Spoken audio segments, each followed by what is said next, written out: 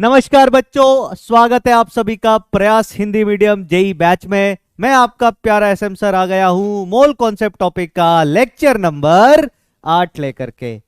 पिछले लेक्चर में क्या पढ़ा है अभी तक ये बात करेंगे, आज के लेक्चर में क्या पढ़ेंगे ये बात करेंगे और फिर पढ़ाई शुरू कर देंगे। सर लास्ट क्लास जो हमने पढ़ा था, लास्ट क्लास हमने क्या क्या पढ़ा था सर? तो हमने सांद्रता पद से रिलेटेड सवाल किए थे, कई सारे सवाल तनुकरण के, दो सेम विलय वाले विलयनों को मिलाने के। तीसरा हमने देखा था अम्ल क्षार अभिक्रिया। चौथा हमने देखा था अवक्षेपण अभिक्रिया। उसके बाद हमने एक अन्य प्रकार का स्पेशल सांद्रता पद पढ़ा था जिसको हम बोलते हैं H2O2 का आयतन सामर्थ्य। इन सभी टॉपिक को पढ़ने के बाद अब अगला टॉपिक जो हम पढ़ेंगे देख लेते हैं आज का हमारा गोल क्या क्या है सर। तो आज जो सबसे पहला टॉपिक हम पढ़ेंगे वो है ओलियम का प्रतिशत अंकन। क्या पढ़ेंगे सर? ओलियम का प्रतिशत अंकन। ओलियम का प्रतिशत अंकन, ये पहला टॉपिक है सर। दूसरा टॉपिक जो आज हम पढ़ेंगे वो हम पढ़ेंगे यूडियोमेट्री। क्या पढ़ेंगे सर? यूडियोमेट्री। और इसके बाद 9 लेक्चर्स का ये पूरा टॉपिक है।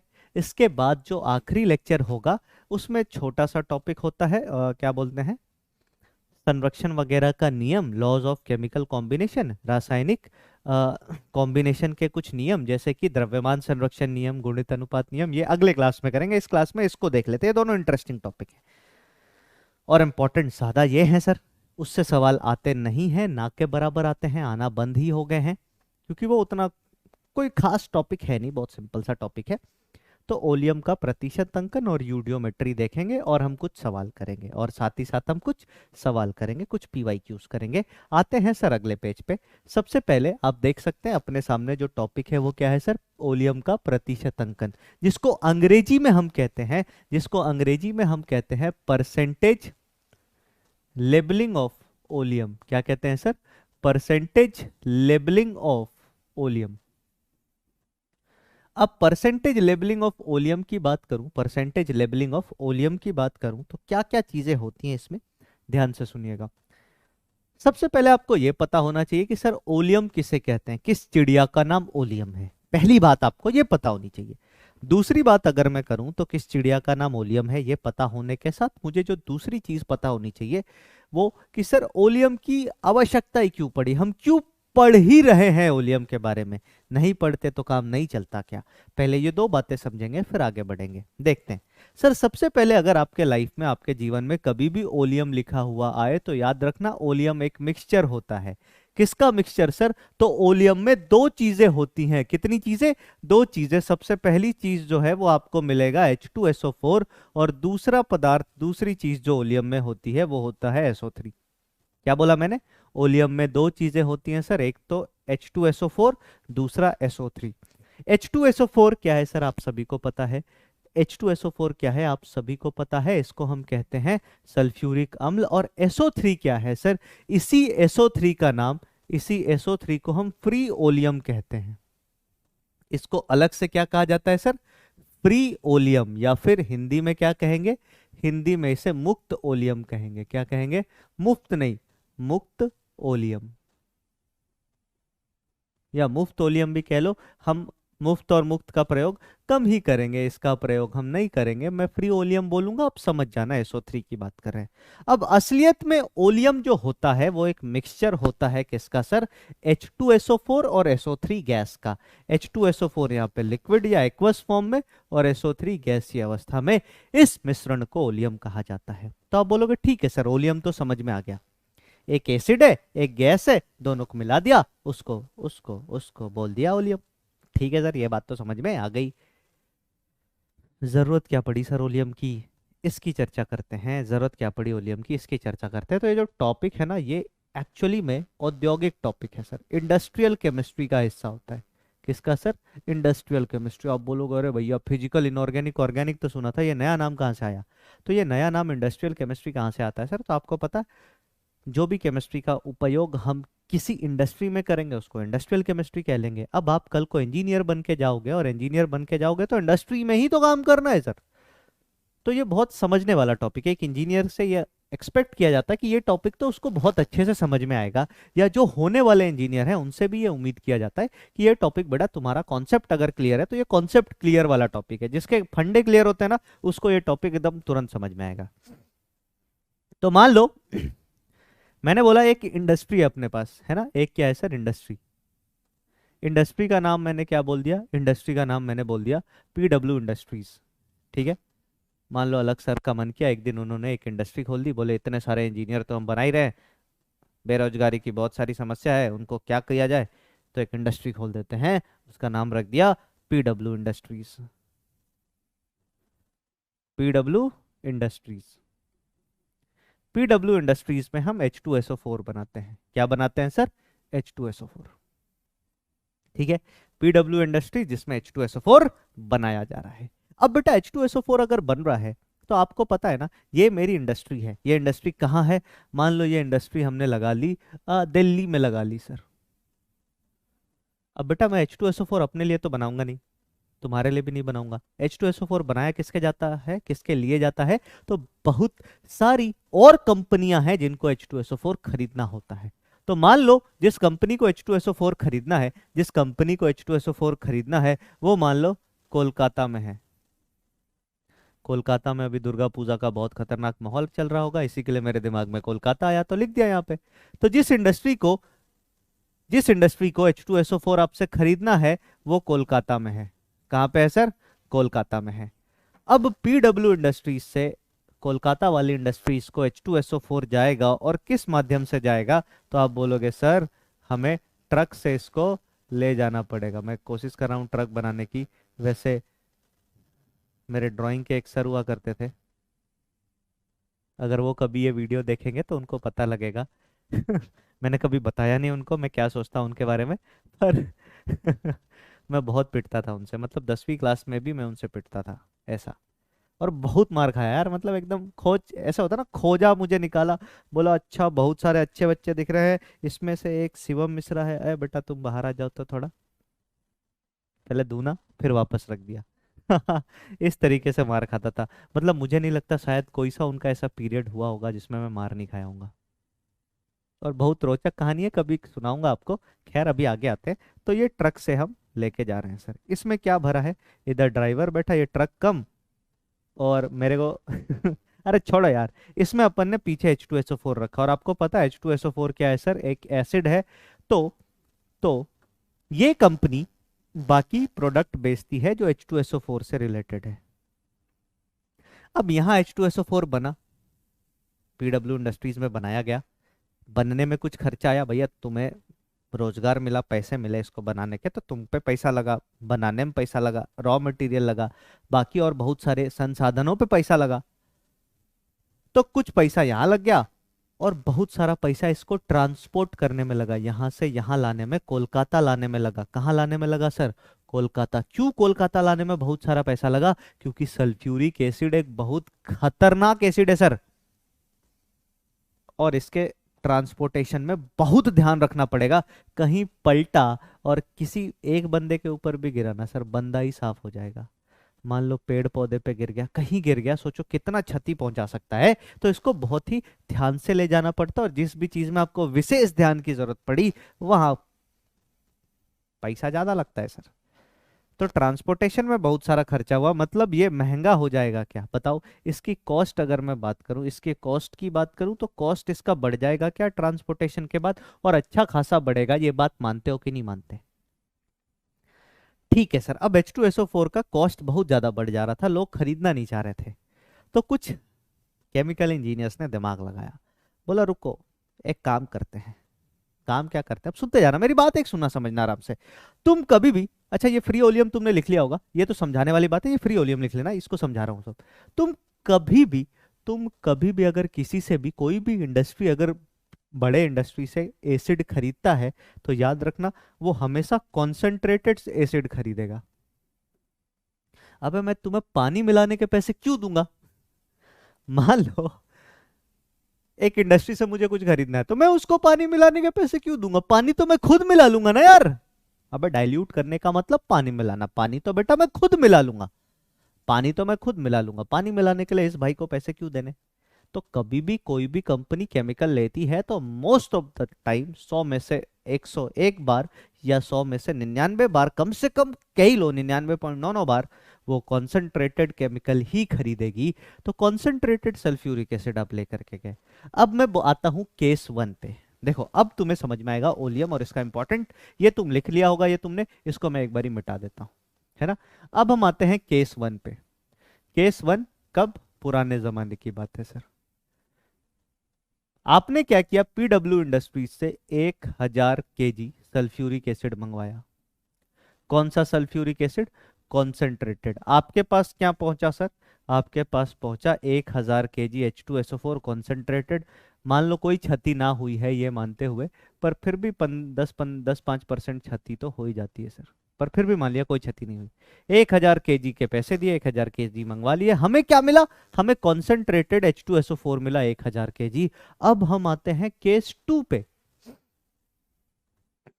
कुछ केमिकल इंजीनियर ने दिमाग लगाया, बोला एक काम करो, H2SO4 मत भेजो सामने वाले को पूरा, H2SO4 सामने वाले को पूरा मत भेजो, सामने वाले को क्या करो, थोड़ा सा H2SO4 दो और थोड़ा सा SO3 मिला के दे दो, मतलब ओलियम दे दो। क्या दे दो सर? ओलियम दे दो। तो अब केस 2 में हमने कंपनी से ओलियम मंगवाया। सुनते जाना मेरी बात ध्यान से, सुनते जाना। केस 2 में हमने क्या मंगवाया सर? ओलियम मंगवाया। ओलियम कितना मंगवाया सर? तो ओलियम मंगवाया 1000 केजी। कितना ओलियम मंगवाया? 1000 केजी। अब ओलियम का मतलब दो चीजें हैं, इसमें SO3 भी है और H2SO4 भी है। तो इसमें से SO3 कितने हैं ये देखो ध्यान से। तो मैंने बोला कि सर इसमें जो SO3 है ना 1000 केजी में, ऐसा मान लेते हैं 1000 केजी में 100 केजी अपन ने SO3 रख लिया, बाकी 900 केजी अपन ने H2SO4 रख लिया, कॉन्सेंट्रेटेड H2SO4। और SO3 गैस है सर, पानी तो है नहीं कि सांद्रता कम कर देगा, गैस है, थोड़ा सा हिलाओ डुलाओगे बाहर निकल जाएगा बुड़ बुड़ करके। ठीक है सर। ये जब पहुंचा इंडस्ट्री के पास, तो अब इस इंडस्ट्री के पास दो चीजें आ गई, ये मिली हुई हैं सर आपस में, ये दो चीजें आ गई इसके पास। तो 900 ग्राम कॉन्सेंट्रेटेड सल्फ्यूरिक एसिड है और साथ में इसके पास 100, सॉरी ग्राम नहीं किलोग्राम है ना, 100 किलोग्राम SO3 है। बोलो हाँ या ना। दो चीजें सर, दो चीजें इसके पास सर। क्या? मैं फिर से बोलता हूं, 900 किलोग्राम कॉन्सेंट्रेटेड सल्फ्यूरिक एसिड और 100 किलोग्राम SO3। अब तुम बोलोगे सर ये तो बहुत घाटे का सौदा है। कैसे घाटे का सौदा है? तो सर ये घाटे का सौदा ऐसा है कि हमारे पास तो 900 किलोग्राम ही कॉन्सेंट्रेटेड सल्फ्यूरिक एसिड पहुंचा, पैसा तो 1000 किलोग्राम का दिया था। अब मैं बोलूंगा बेटा यही धोखा होता है, ये है आम जिंदगी। वो क्या है? वो तो कतई आम जिंदगी है सर। 900 केजी मिल रहा है 1000 का, बहुत धोखा। लेकिन नहीं सर, अब मेंटोस जिंदगी तो मैं दिखाता हूं, ध्यान से देखिएगा सर, कंसंट्रेट करते रहिए, पूरी बात समझ में आ जाएगी और एकदम मक्खन हो जाएगा आपका। ओलियम तो कभी गलत करोगे नहीं। आगे आते हैं सर। सर 100 केजी SO3 था, चलो मान लो ये तो सीधा कॉन्सेंट्रेटेड H2SO4 है, 100 केजी SO3 था। अब आपको पता है ना, उसने बोल दिया कि सामने वाले में जो केमिकल इंजीनियर था ना, दूसरी कंपनी में भी जो मंगा रहा है उसके पास भी तो केमिकल इंजीनियर होगा। उसको इसने बोला एक काम करना, ये जो ओलियम है ना उसको उसमें पानी मिला देना, और पानी मिलाओगे तो H2SO4 बन जाएगा। ये पूरी दुनिया जानती है, ओलियम में पानी मिलाऊंगा तो H2SO4 बन जाएगा, ये पूरी दुनिया जानती है सर। अरे हाँ ना बोल, यस सर, हाँ ना बोल, यस सर। SO3 मेरे पास था 100 किलोग्राम। पानी कितना मिलाएंगे सर? तो पानी कितना मिलाएंगे ये तो नहीं पता कर सकते, पर मोल कितना मिलाएंगे ये पता कर सकते हैं सर। कैसे? SO3 के मोल कितने हो जाएंगे निकालो फटाफट। तो SO3 के जो मोल हैं, SO3 के मोल मैं यहाँ पे लिखता हूँ, ये कितने हो जाएंगे सर? तो आप बोलोगे 100 केजी मतलब 10 की घात 5 ग्राम, और बटे इसका मोलर भार 80, इतने मोल हो गए SO3 के। अगर इतने मोल SO3 के हैं तो इतने ही मोल पानी के भी होंगे क्या? 10 की घात 5 बटे 80। और पानी का मोलर भार कितना होता है सर? पानी का मोलर भार कितना होता है? तो आप बोलोगे सर पानी का मोलर भार 18, मतलब इतना, ये इतना भार हमें पानी का चाहिए होगा इसमें मिलाने के लिए। ठीक है सर। अब रस समीकरण मिति के हिसाब से अगर ये अभिक्रिया करवाते हैं तो इतने मोल SO3 के, इतने मोल SO3 के थे मेरे पास, तो रस समीकरण मिति के हिसाब से H2SO4 भी कितना बनेगा, 10⁵ मोल बनेगा क्या। इतने मोल H2SO4 का भार कितना होगा, तो WH2SO4 जो SO3 से बन जाएगा वो 10⁵5/80 इंटू 98। बोलो हाँ या ना, यस और नो सर। आप बोलोगे यस सर। अब मैं देखता हूँ कैलकुलेटर देवता से की मदद से कि क्या ही कर लिया हमने, क्या ही कर लिया हमने। ओ भैया कैलकुलेटर आजा यार, आजा वे माही। 1 मिनट रुकते हैं, थोड़ा सा हैंग हो गया है, हैंग। ठीक है, इसको थोड़ा सॉल्व कर लेते हैं जब तक कैलकुलेटर सांस ले रहा है। तो ये अगर सॉल्व करोगे तो ये आ गया 98 इंटू 10⁴/8, मतलब 1 जीरो उड़ा दिया। अब तो आजा मेरे भाई। हाँ ये आया कैलकुलेटर। तो 98 को हमने भाग दिया किससे, 8 से। वैल्यू कितनी आई, 12.25। ध्यान से सुनिएगा, ये वैल्यू आ गई सर 12.25 इंटू 10⁴। अब इसको अगर मैं, सुनते जाएगा सर ध्यान से, अगर इसको मैं किलोग्राम में कन्वर्ट कर दूं तो ये किलोग्राम में कितना आ जाएगा सर, ये किलोग्राम में आ जाएगा 122.5 kg। मतलब सर ये जो हमको ओलियम दिया था ना 100 kg, उससे हमने 122.5 kg H2SO4 और बना लिया। मतलब 900 तो था ही, इस 100 से इस 100 kg को हमने कितने में बदल दिया सर, 122.5 kg H2SO4 में। और जब दोनों को जोड़ेंगे तो अब आ गई मेंटोस जिंदगी। 100 मतलब 1022.5 किलोग्राम हमारे पास क्या आ गया सर, H2SO4 आ गया। मतलब एक एग्जाम्पल अगर मैं दूं तो आपको 22 kg, आपको 22.5 kg सल्फ्यूरिक एसिड फ्री मिला। तुम मंगाए तो 1000 ग्राम, पर मिला कितना, इतना। ये मिला नहीं सर, ये बनाना पड़ा है, ये बनाना पड़ा है। बोल बात समझ में आई, हाँ या ना। तो अब तुमने देखा एक बारी केवल H2SO4 भेजा तो जितना भेजा उतना ही, एक बारी थोड़ा सा SO3 मिला दिया, थोड़ा सा SO3 मिला दिया, तो थोड़ा सा SO3 जैसे ही मिलाया, थोड़ा सा SO3 जैसे ही मिलाया, तो जितना SO3 मिलाते जाएंगे H2SO4 और उतना मिलता जाएगा, उसी भार में ज्यादा H2SO4 मिल रहा है।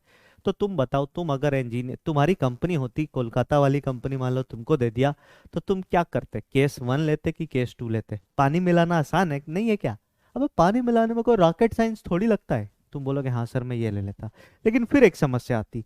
अब इतने जटिल प्रक्रिया को करने के लिए, इतने जटिल प्रक्रिया को करने के लिए क्या चाहिए तुम्हें, एक स्किल्ड आदमी चाहिए। कोई ऐसा आदमी चाहिए जो इतने सारे कैलकुलेशन कर सके।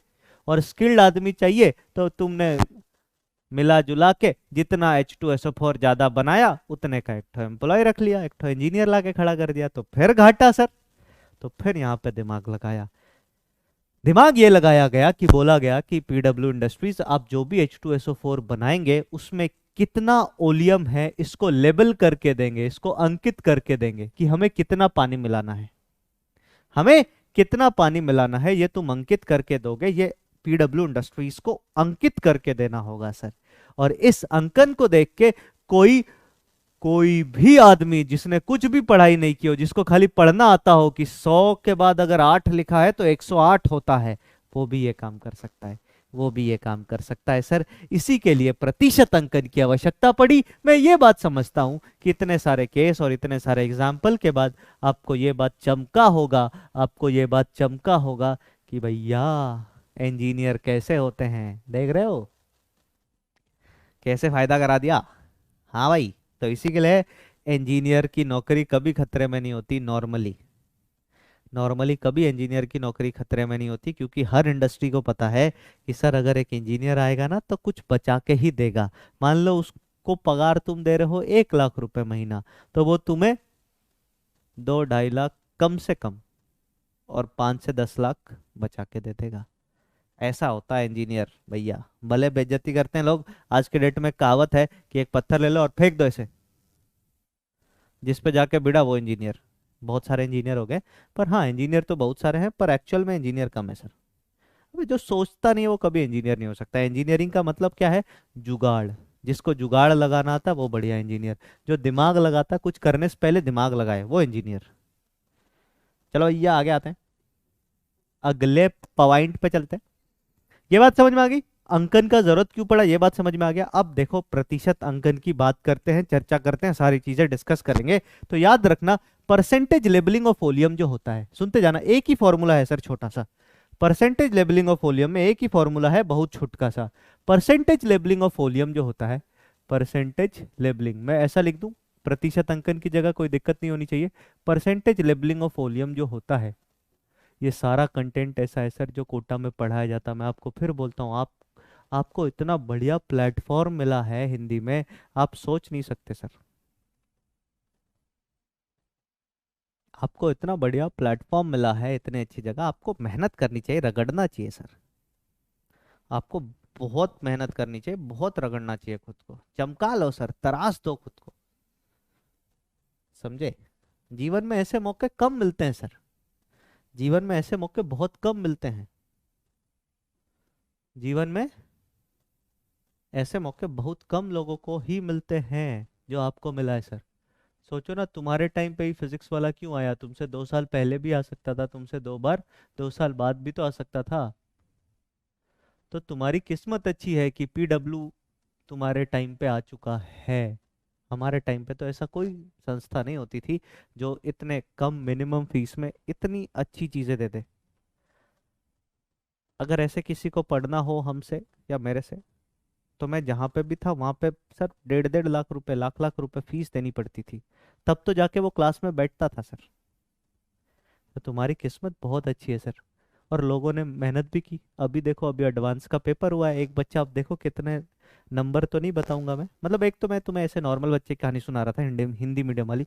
बाकी एक बच्चा है, अगर दिन अच्छा रहा उसका, या एडवांस का कट ऑफ तो अपन नहीं कह सकते, पर कुछ भी हो सकता है सर। कुछ भी का मतलब अपन अंडर 10 भी देख सकते हैं उसको, ऐसा बच्चा है वो। बाकी आगे देखते हैं, percentage levelling of volume. Percentage levelling of volume की बात करूं तो वॉल्यूम को कभी भी जो अंकित किया जाता है वो ऐसे किया जाता है। परसेंटेज जो लेबल किया जाता है वॉल्यूम का, वो हमेशा किया जाता है 100 + X%। मैं फिर से बोलता हूं, 100 + X%। क्या बोला मैंने? वॉल्यूम का जो प्रतिशत अंकन होता है, परसेंटेज लेवलिंग होता है, वो हमेशा 100 + X% होता है। मतलब वॉल्यूम आपको ऐसे मिलेगा, 102%, 103%, 104%। कभी ऐसे नहीं मिलेगा 99%, ना ना ना, ये वाला नहीं सर। 115% ऐसे मिल सकता है सर, पर कभी भी 100 से कम नहीं मिलेगा परसेंटेज जो लेबलिंग होती है वॉल्यूम की। यार ये कुछ तो गड़बड़ है दया। वो हमेशा क्या होती है सर? वो हमेशा 100 के ऊपर ही होता है। मैं एक बारी फिर से लिख देता हूँ, परसेंटेज लेबलिंग ऑफ वॉल्यूम नीचे लिख देता हूँ। रुको यहाँ पे ब्लैक मार्कर लेके कर देते हैं, परेशान कर रहा है बोडवा। बोडवा में आ गया है भुतवा।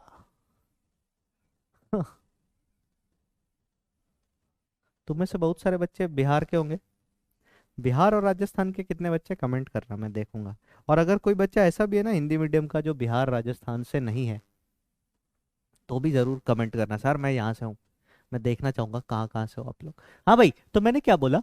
परसेंटेज लेबलिंग ऑफ वॉल्यूम, मतलब वॉल्यूम का प्रतिशत अंकन। लेबलिंग ऑफ वॉल्यूम जो होता है वो किसके बराबर होता है सर? तो ये हमेशा ऐसे लिखा जाता है, 100 + X%। कितना लिखा जाता है सर? 100 + X%। ये लिखा जाता है, ये लिखने का तरीका है। अब इस 100 + X% में एक्स का महत्व, बाकी किसी भी चीज का नहीं, बाकी सब चीज तो ऐसे ही बातें हैं सर।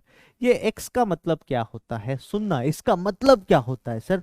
इसका मतलब जो सामने वाला अनस्किल्ड आदमी है ना, 10वीं पास आदमी है, उसको थोड़ी पता वॉल्यूम में क्या है कैसे है। वो तो तुम्हें इतनी बढ़िया कहानी पता है ना, कहानी नहीं, तुम्हें सच्चाई पता है ना सर, सबको थोड़ी पता होती है।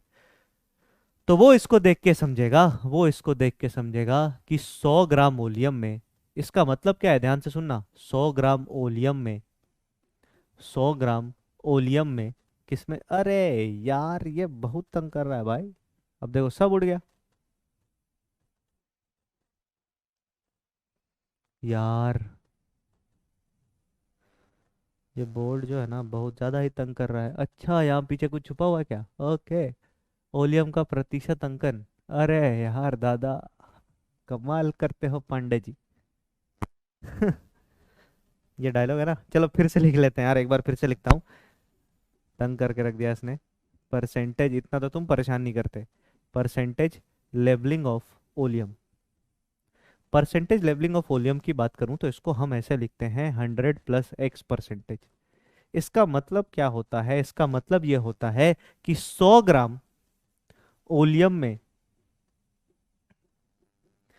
X ग्राम पानी मिलाने पर, पानी मिलाने पर, या पानी मिलाना है, पानी मिलाना है, और और सभी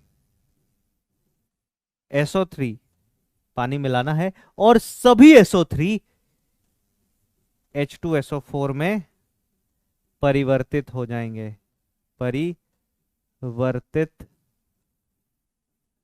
हो जाएंगे। बोलो बात समझ में आई, हाँ या ना? क्या बोला मैंने? इसका सिंपल सा मतलब यह है, कोई भी आदमी इसको देखेगा, देख करके क्या बोलेगा? देख करके ये बोलेगा कि 100 ग्राम, 100 ग्राम ओलियम के में, ओलियम में, ओलियम का मतलब क्या बोला था? ओलियम का मतलब क्या बोला था? चमक रहा है क्या? चमक रहा है क्या? हाँ सर, ओलियम का मतलब सर ने बताया था कि दो चीजें होंगी, एक तो होगा SO3, दूसरा होगा H2SO4। एक तो होगा SO3, दूसरा होगा H2SO4। तो 100 ग्राम ओलियम में, 100 ग्राम ओलियम में मतलब इन दोनों को मिला के 100 ग्राम में आपको X ग्राम पानी मिलाना है, और सारा का सारा ओलियम कन्वर्ट हो जाएगा किसमें? मतलब सारा का सारा SO3 कन्वर्ट हो जाएगा किसमें? H2SO4 में। ठीक है सर, ये बात तो समझ में आ गई। अब दूसरा इंपॉर्टेंट पॉइंट ध्यान से सुनना। पूरा का पूरा ओलियम जो टॉपिक है वो केवल एक रिएक्शन पे चलता है, एक ही रिएक्शन है, बाकी कोई दूसरी रिएक्शन ही नहीं है। याद रखना, ओलियम में सबसे इंपॉर्टेंट रिएक्शन है SO3 क्रिया करता है पानी के साथ और बना करके देता है H2SO4। बोलो बात समझ में आ रही है, हाँ या ना? SO3 क्रिया करता है पानी के साथ और बना के देता है H2SO4। यही अभिक्रिया है सर, सब कुछ यही है, बाकी कुछ भी नहीं है। इतना ही है ओलियम। ये दो लाइन जिसको समझ में आती है वो अपने जिंदगी में ना तो कभी ओलियम गलत कर सकता है, ना कभी ओलियम के सवाल गलत करेगा। आइए मैं आपको एक टेबल के थ्रू कुछ कुछ बातें बताने की कोशिश करता हूँ।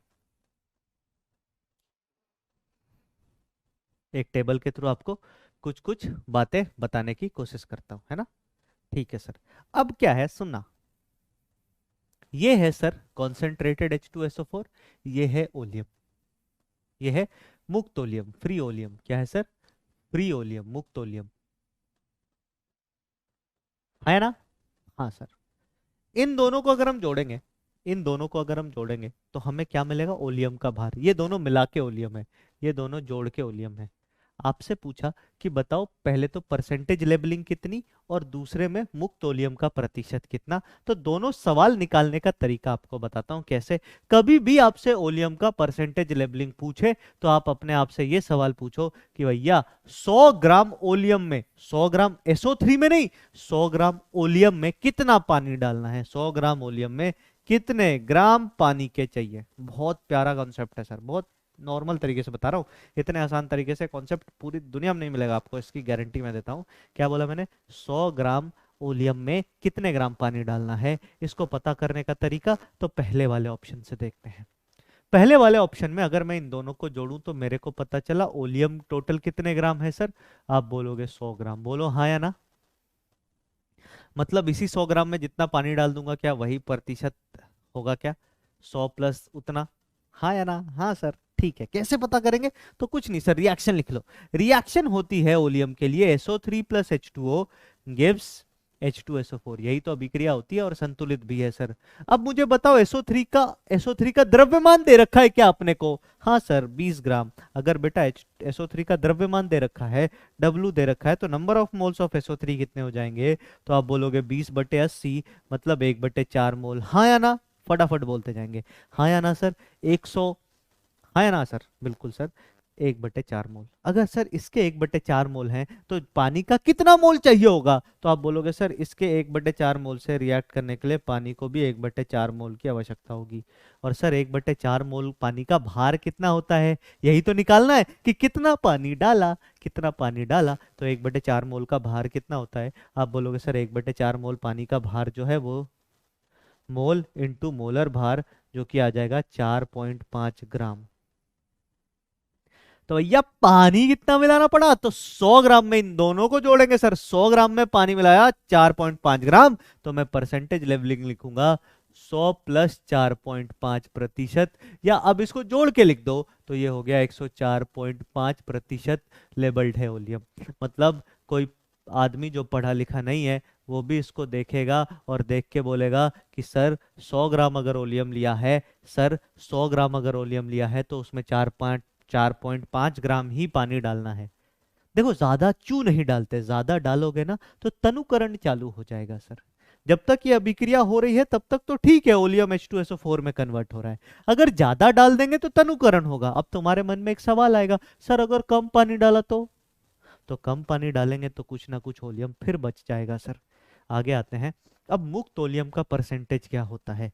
मुक्त ओलियम का परसेंटेज निकालने का मतलब पता है क्या होता है? वेट बाय वेट परसेंटेज पढ़ा, वही चिपका दो। WSO3 मुक्त ओलियम बटे W ओलियम टोटल ओलियम का भार इंटू 100। तो SO3 कितना था सर? आप बोलोगे 20। टोटल ओलियम कितना था सर? 100 इंटू मल्टीप्लाई कर दिया 100 से, यहाँ पे आंसर आ गया 20%। बोलो बात समझ में आई है ना? बोलो बात समझ में आई? इसके लिए फॉर्मूला भी लगा सकते हो। कुछ लोग क्या करते हैं, फॉर्मूला बता देंगे, पर मैं बोलता हूँ क्या फॉर्मूला यार, मोल कॉन्सेप्ट है, मोल कॉन्सेप्ट लगा ले।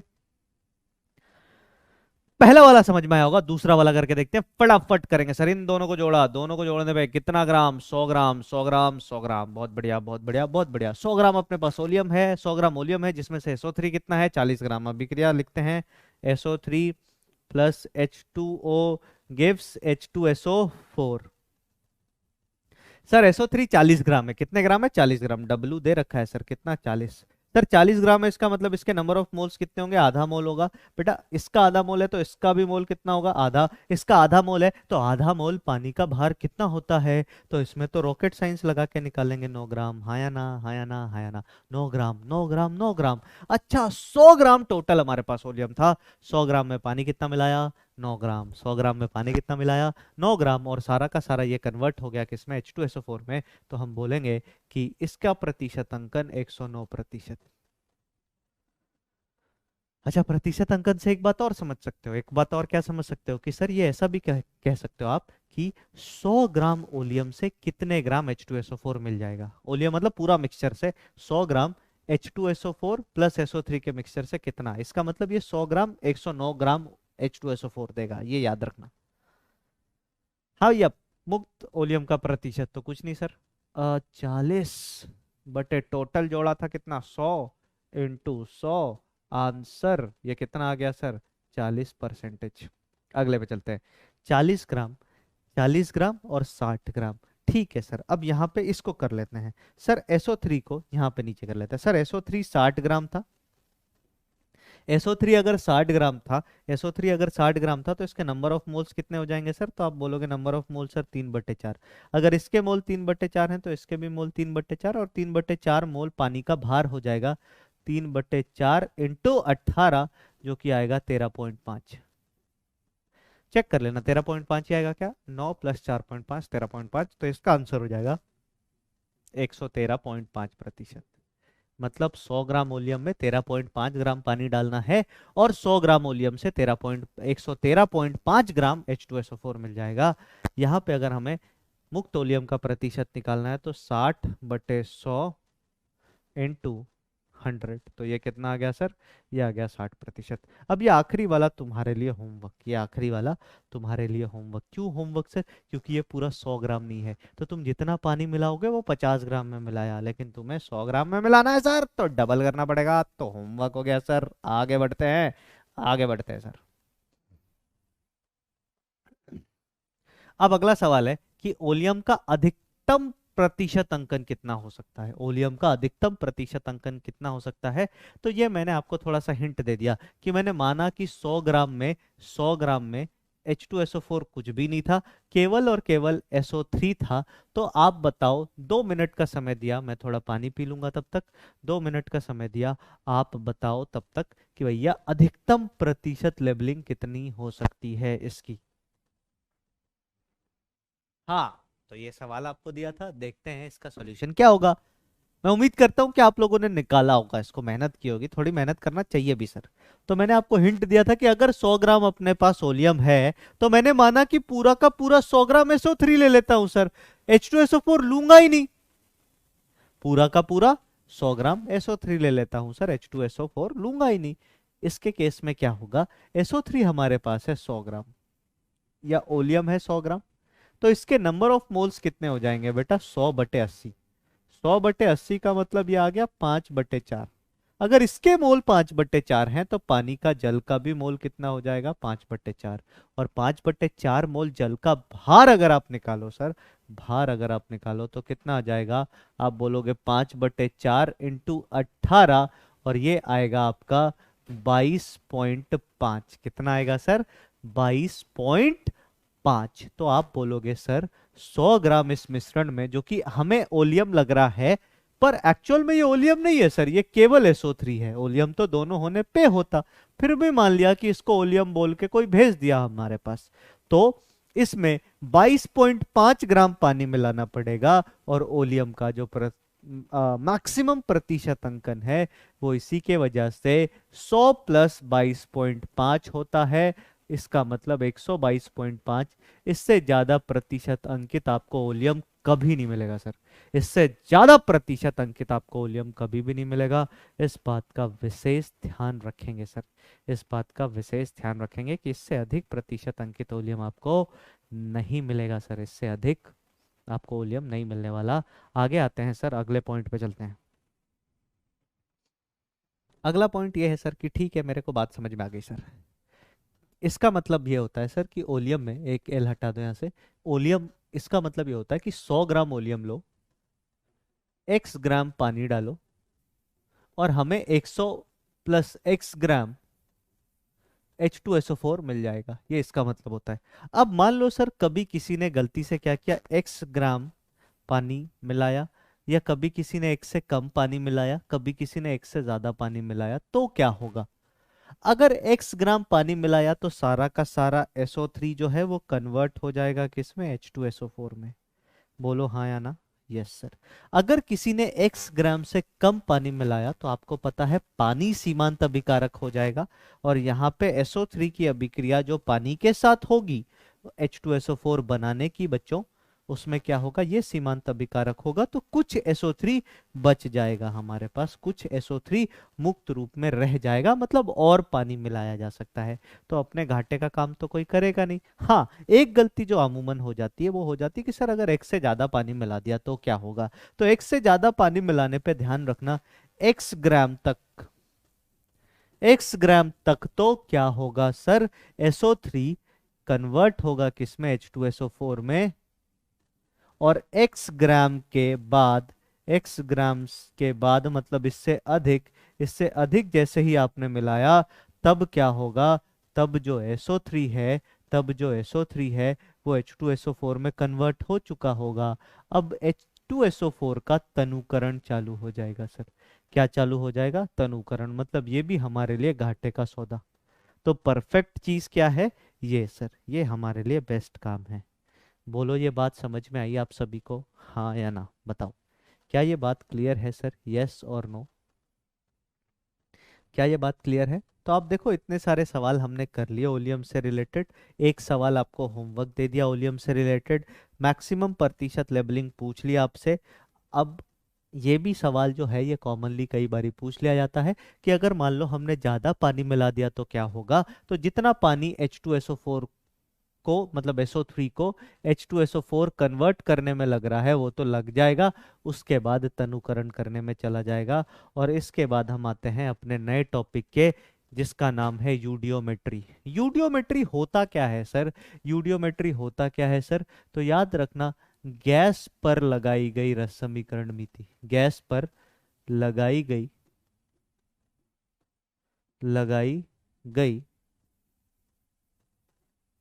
रस समीकरण मिति, रस समीकरण मिति।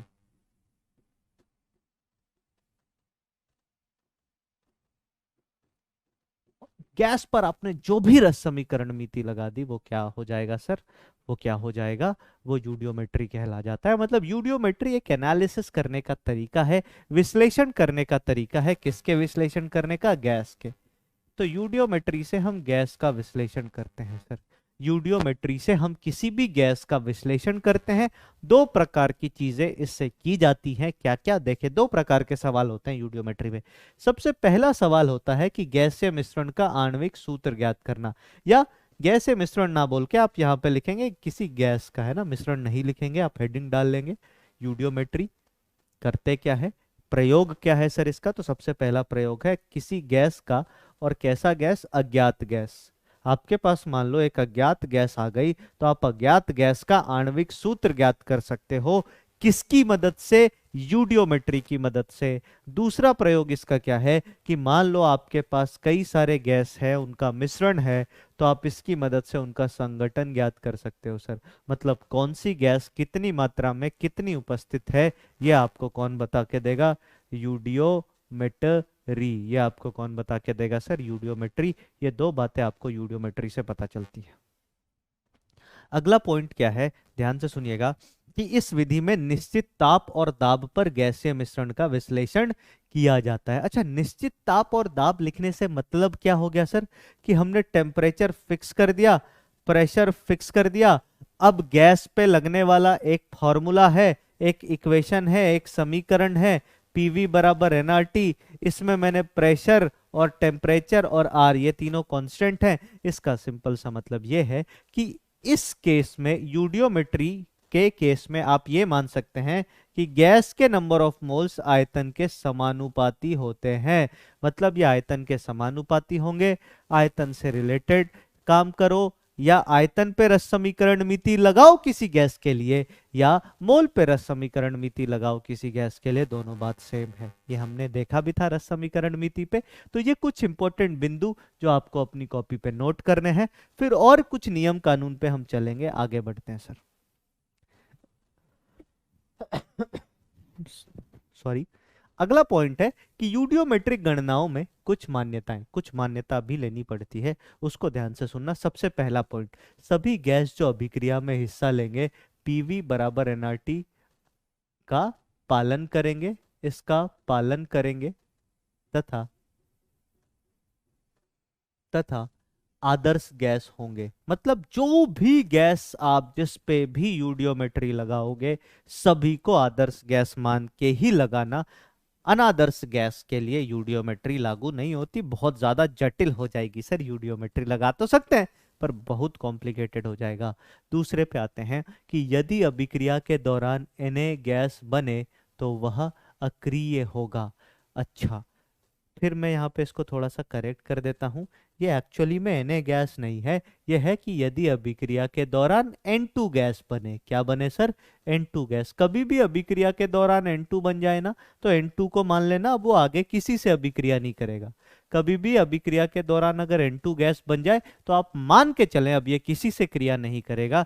वैसे N2 क्रिया करता है ऑक्सीजन के साथ, पर बहुत ज्यादा तापमान पे, करीबन करीबन 2000 केल्विन पे, मतलब बिजली बिजली कड़कती है तब रिएक्ट करता है सर, इतनी आसानी से रिएक्ट नहीं करता। तो कभी भी N2 गैस बने, N2 को अक्रिय मान लो। अब N2 गैस तुम ऐसे भी जानते हो N2 अक्रिय होता है। तुम चिप्स खरीदते होगे, पोटैटो चिप्स, क्या बोलते हैं, लेज, और फिर आजकल हल्दीराम वगैरह के आने लगे हैं बहुत सारे, है ना। तुम लेज खरीद के लाते हो 20 रुपए का, इस 20 रुपए के लेज में 15 रुपए का जो होता है वही तो है N2। अब आलू तो इसमें 5 रुपए का होता है, आलू और मसाला। बाकी 15 रुपए का जो हवा भरी होती है वही है N2 सर। तो N2 रिएक्ट नहीं करती, अक्रिय होती है, इसी के लिए यहां भी यूज करते हैं। आगे आते हैं सर, गैस की अपेक्षा, ये बहुत इंपॉर्टेंट पॉइंट है सर, ध्यान में रखिएगा इसको। गैस की अपेक्षा ठोस तथा द्रव का आयतन नगण्य होता है। Very very important. अगर गैस दे रखा है तो केवल गैस का आयतन लेंगे। ठोस, द्रव, इन सब के आयतन को बोलेंगे भैया थोड़ा देर के लिए साइड हो जा, अपुन आ रहा है अभी, ठीक है। तो गैस के आयतन को ही नापा जाता है, माना जाता है, क्योंकि गैस की अपेक्षाकृत तो वैसे भी इनका आयतन बहुत कम होता है। और मैंने तुम्हें बोला कि तुम ऐसे पता भी कर सकते हो, जैसे 18 ml जल है, 18 ग्राम जल है, 18 ग्राम जल है लिक्विड अवस्था में, तो इसका आयतन कितना होगा सर? आप बोलोगे इसका आयतन 18 ml, और 18 ग्राम जल का मतलब 1 मोल जल। यही 1 मोल जल अगर मान लो कमरे के ताप या ऐसे कंडीशन पे है, तो इसका आयतन करीब करीब 25 लीटर के आसपास होगा। अंतर देख रहे हो, 18 ml और 25 लीटर। मान लो तुमने मुझे 25 लीटर किसी भी चीज को खरीदने का पैसा दिया और मैंने तुम्हें 18 ml दे दिया, तो छोड़ोगे मुझे? चढ़ जाओगे गर्दन पे। इतना फर्क होता है सर, इतना फर्क। 18 ml, 18 ml का मतलब कैसे समझाऊं तुम्हें? 18 ml का मतलब वो छोटी छोटी, क्या कहते हैं, आई ड्रॉप वगैरह आते हैं ना, आई ड्रॉप, पतंजलि का देखा होगा, दृष्टि आई ड्रॉप, प्रचार नहीं कर रहा भाई, वो 20 ml होता है, 15 से 20 ml, 20 या 25 ml, अब एग्जैक्ट याद नहीं, उतना कम आयतन। और 25 मिलीलीटर कितना होता है? 25 मिलीलीटर कितना होता है सर? तो बाल्टी समझ लो तुम्हारे घर की। तो इतना फर्क है सर, सोचो आयतन में, एक आई ड्रॉप और एक बाल्टी, इतना आयतन। हाँ सर, इतना आयतन। फिर आगे आते हैं। दहन कराने के लिए ऑक्सीजन का प्रयोग किया जाता है। जब तक कुछ अलग चीज नहीं दी होगी तब तक दहन का मतलब reaction with oxygen, reaction with oxygen, oxygen के साथ अभिक्रिया। और अगला और आखिरी पॉइंट भी I P, very very important. अगला पॉइंट ये कहता है, मैं आपको पॉइंट तो आप लिख लो, मैं पढ़ देता हूँ, कि यदि अभिक्रिया में जल का निर्माण हो और तापमान अंकित ना हो या 373 केल्विन से कम हो तो जल द्रव अवस्था में होगा। द्रव अवस्था में मानते हैं, या जल को द्रव अवस्था में मानते हैं। मतलब अगर मेंशन नहीं है, अगर कुछ मेंशन नहीं है तो पानी जल, तो पानी लिक्विड। अगर मेंशन है और टेम्परेचर 373 केल्विन से कम मेंशन है इधर वाले केस में, तो भी यही वाली बात। और इधर वाले केस में, इधर वाले केस में, इस वाले, अरे ये तो सोलेनॉइड बन गया है ना।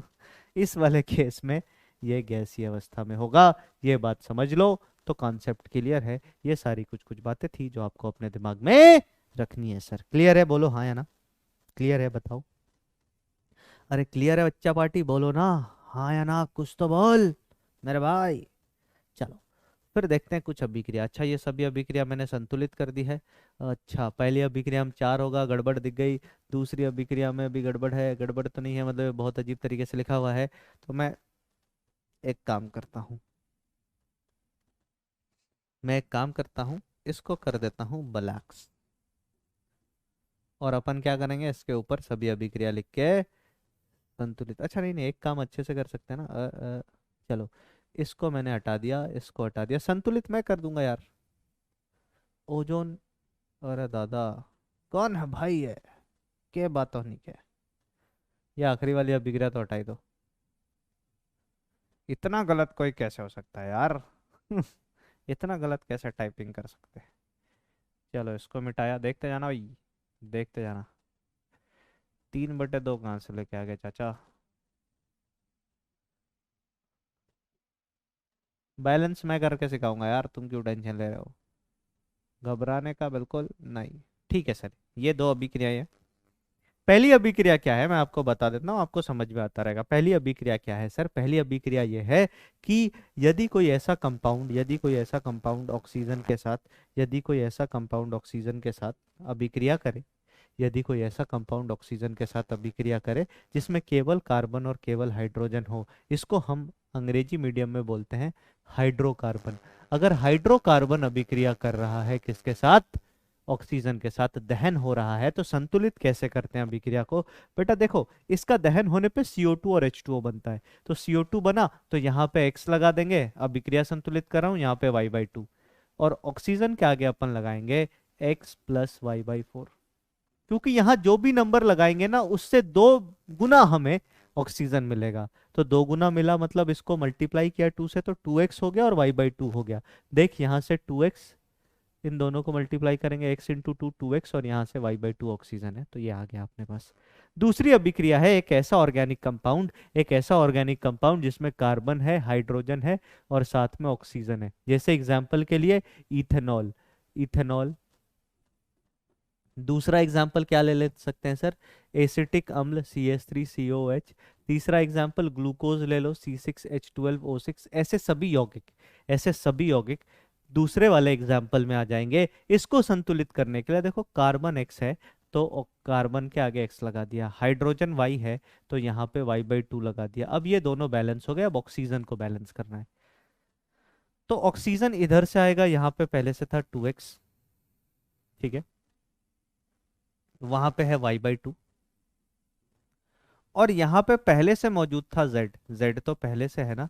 इस पूरे को हम डिवाइड कर देंगे 2 से, इस पूरे को हम डिवाइड कर देंगे किससे, 2 से। तो संतुलित करेंगे तो अंत में ये अभिक्रिया संतुलित होके आएगी, CXHYOZ। ये संतुलित करना है सर, तुम खुद भी कर लो तो कोई दिक्कत नहीं, ऐसे मत बोलना कि अरे सर बहुत कंफ्यूज हो गए संतुलित। अबे संतुलित करने में क्या कंफ्यूज हुआ अबे? तुम्हें अच्छा तरीका पता तो अच्छे तरीके से कर लो, वैसे कोई अच्छा तरीका होता नहीं है इसका। और याद करना है तो याद मत करना, कर लेना ना संतुलित यार, हर बार हर दिन थोड़ी सवाल आएगा जो याद करके बैठेंगे। ये अब कितना आ गया सर, ये आ गया XCO2 प्लस Y/2 H2O। एक बार देख लो सभी बैलेंस हैं क्या। देखो कार्बन हाइड्रोजन तो बैलेंस कर दिया था, ऑक्सीजन का फेरा देख लो। ऑक्सीजन यहाँ से आया 2x और यहाँ से आया कितना सर, यहाँ से आया Y/2, तो ऑक्सीजन है 2x प्लस Y/2। यहाँ पे ऑक्सीजन देख लेते हैं सर, तो यहाँ से इस वाले से Z आ गया था है ना, Z प्लस यहाँ से आया 2x, 2 मल्टीप्लाई होगा सर सभी में, ध्यान रखेंगे, प्लस Y/2, और इसको मल्टीप्लाई किया तो माइनस Z, Z से Z कट गया, 2x प्लस Y/2 बैलेंस। वाह क्या बैलेंस किया है, वाह क्या बैलेंस किया है सर। आगे आते हैं अगले पॉइंट पे, आगे आते हैं अगले पॉइंट पे। सेकंड हो गया, थर्ड, थर्ड रिएक्शन है, बहुत भारी सा रिएक्शन ले लेते हैं, बहुत भारी सा रिएक्शन ले लेते हैं सर। भारी सा रिएक्शन मतलब बहुत सारे चीज़ है। तो कार्बन है, carbon X, hydrogen Y, oxygen Z, इसके साथ में नाइट्रोजन P, सल्फर छोटका Q, फॉस सल्फर ले लो, क्लोरीन ले लो, क्लोरीन। अबे ऑर्गेनिक कंपाउंड है, कुछ भी हो सकता है। सॉल्व करोगे ना एनावस्थी वगैरह तो ऐसे ऐसे सवाल मिल जाएंगे एक दो, इसी के लिए बता रहा हूँ। PQ और इसको R ले लिया। इतनी सारी चीजें हैं, क्या बनेंगी सर, क्या बनेंगी, क्या बनेंगी, क्या बनेंगी। तो इसका दहन करते हैं ऑक्सीजन के साथ, ध्यान से देखिए, चैन से सोना है तो ध्यान से देखिए। ऑक्सीजन के साथ इसका दहन करेंगे तो क्या बनेगा सर। तो देखो कार्बन हाइड्रोजन और ऑक्सीजन ये तीनों चीज तो CO2 और H2O बना के सिमट जाएगा, CO2 प्लस H2O। इतना दूर तक तो यही ऊपर वाली अभिक्रिया छपेगी। अब नाइट्रोजन का आपको बताया था, नाइट्रोजन क्रिया नहीं करता तो नाइट्रोजन N2 बना के साइड हो लेगा। सल्फर की बात करें तो सल्फर का दहन कराओगे तो सल्फर SO2 बनाएगा। और क्लोरीन की बात करें तो क्लोरीन Cl2 बना के अलग हो जाएगा। वैसे क्लोरीन कई बारी कुछ अभिक्रियाओं में आप देखोगे तो क्लोरीन के ऑक्साइड भी बनाता है, पर वो अक्रिय होते हैं तो Cl2 मान लेते हैं। बाकी अगर कुछ होगा कभी तो आपको दिया होगा। ये बेसिक है, ऐसे प्रैक्टिस है, बैलेंसिंग की प्रैक्टिस करवा रहा हूँ, तुम ये समझ लो। यहाँ पे इसको संतुलित करूँ तो क्या हो जाएगा सर, आप बोलोगे ठीक है, कार्बन के आगे X लगा दो सर, हाइड्रोजन के आगे Y/2 लगा दो सर, नाइट्रोजन के आगे P/2 लगा दो सर, देखते जाना सर। SO2 के आगे Q लगा दो सर, और यहाँ पे R/2 लगा दो सर। ठीक है, बैलेंस बैलेंस बैलेंस। बचता है ऑक्सीजन। ऑक्सीजन यहाँ पे कितना है सर, यहाँ पे ऑक्सीजन कितना है भैया, देखो ना फटाफट। यहाँ पे ऑक्सीजन तो है Z, पहले से मौजूद है। यहाँ पे ऑक्सीजन कितना है सर, 2x प्लस Y/2, और प्लस यहाँ पे भी तो है प्लस 2Q, ये भी तो है सर 2Q। इतना ऑक्सीजन है, इतना यहाँ पे है, इसको इससे माइनस कर देंगे तो बचा हुआ और ऑक्सीजन, और इसके आगे 2 मल्टीप्लाई भी करेंगे तो यहाँ पे जो संख्या आनी चाहिए वो आएगी X plus Y/4 plus Q minus Z/2, ये संख्या आ जाएगी सर।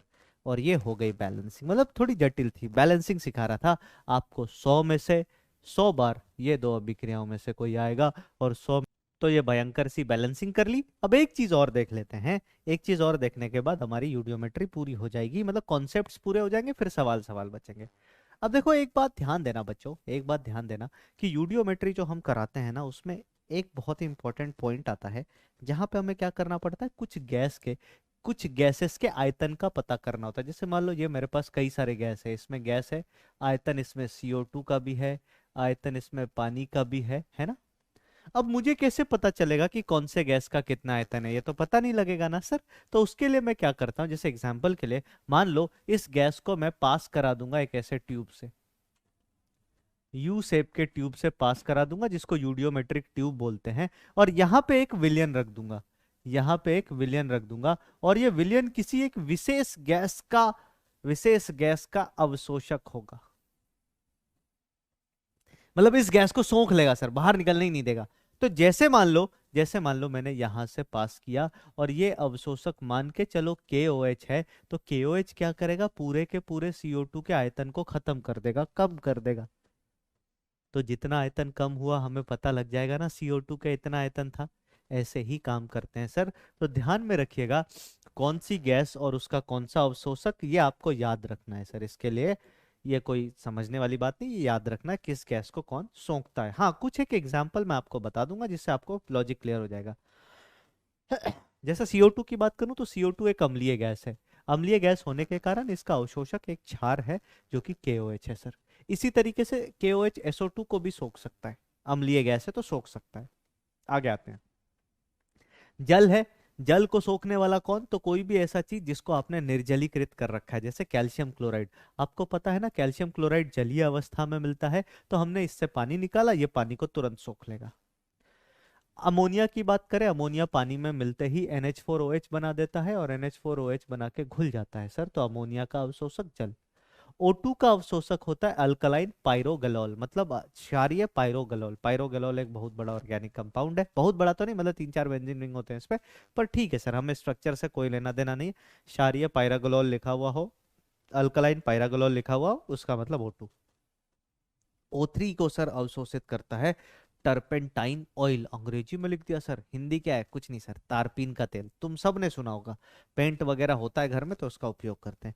और कार्बन मोनोऑक्साइड जो कि एक बहुत जहरीली गैस है, मैं बोलूंगा इसको तो याद ही कर लेना, ये तो डायरेक्ट जेई मेंस का सवाल है सर, छपा हुआ है सर, किसी भी साल गिर जाएगा पेपर पे। क्या है सर कि कार्बन मोनोऑक्साइड का अवशोषक कौन होता है, तो याद रखना अमोनिकल क्यूपरस क्लोराइड। AMM का मतलब अमोनिकल है, अमोनिया युक्त Cu2Cl2। ये इसलिए भी इंपॉर्टेंट है क्योंकि अगर कहीं पे भी कार्बन मोनोऑक्साइड का रिसाव हो जाए तो उसको तुरंत हटाना पड़ता है सर, उसके लिए इस विलयन का उपयोग किया जाता है। तो ये वैसे भी थोड़ा इंपॉर्टेंट हो जाता है। तो ये आप अवशोषक याद रखेंगे, ये सभी अवशोषक हैं जो इन इन गैस का अवशोषण करते हैं, इन गैस को पूरा समाप्त कर देंगे अगर इस विलयन से पास कर दिया। आगे आते हैं सर, इसको आपने लिख लिया होगा, अगले पेज पे चलते हैं। सवाल, तो पहले इस सवाल को नहीं करते, पहले सिंपल सिंपल सवाल से शुरुआत करते हैं अपन, है ना। पहले इस सवाल से शुरुआत करते हैं।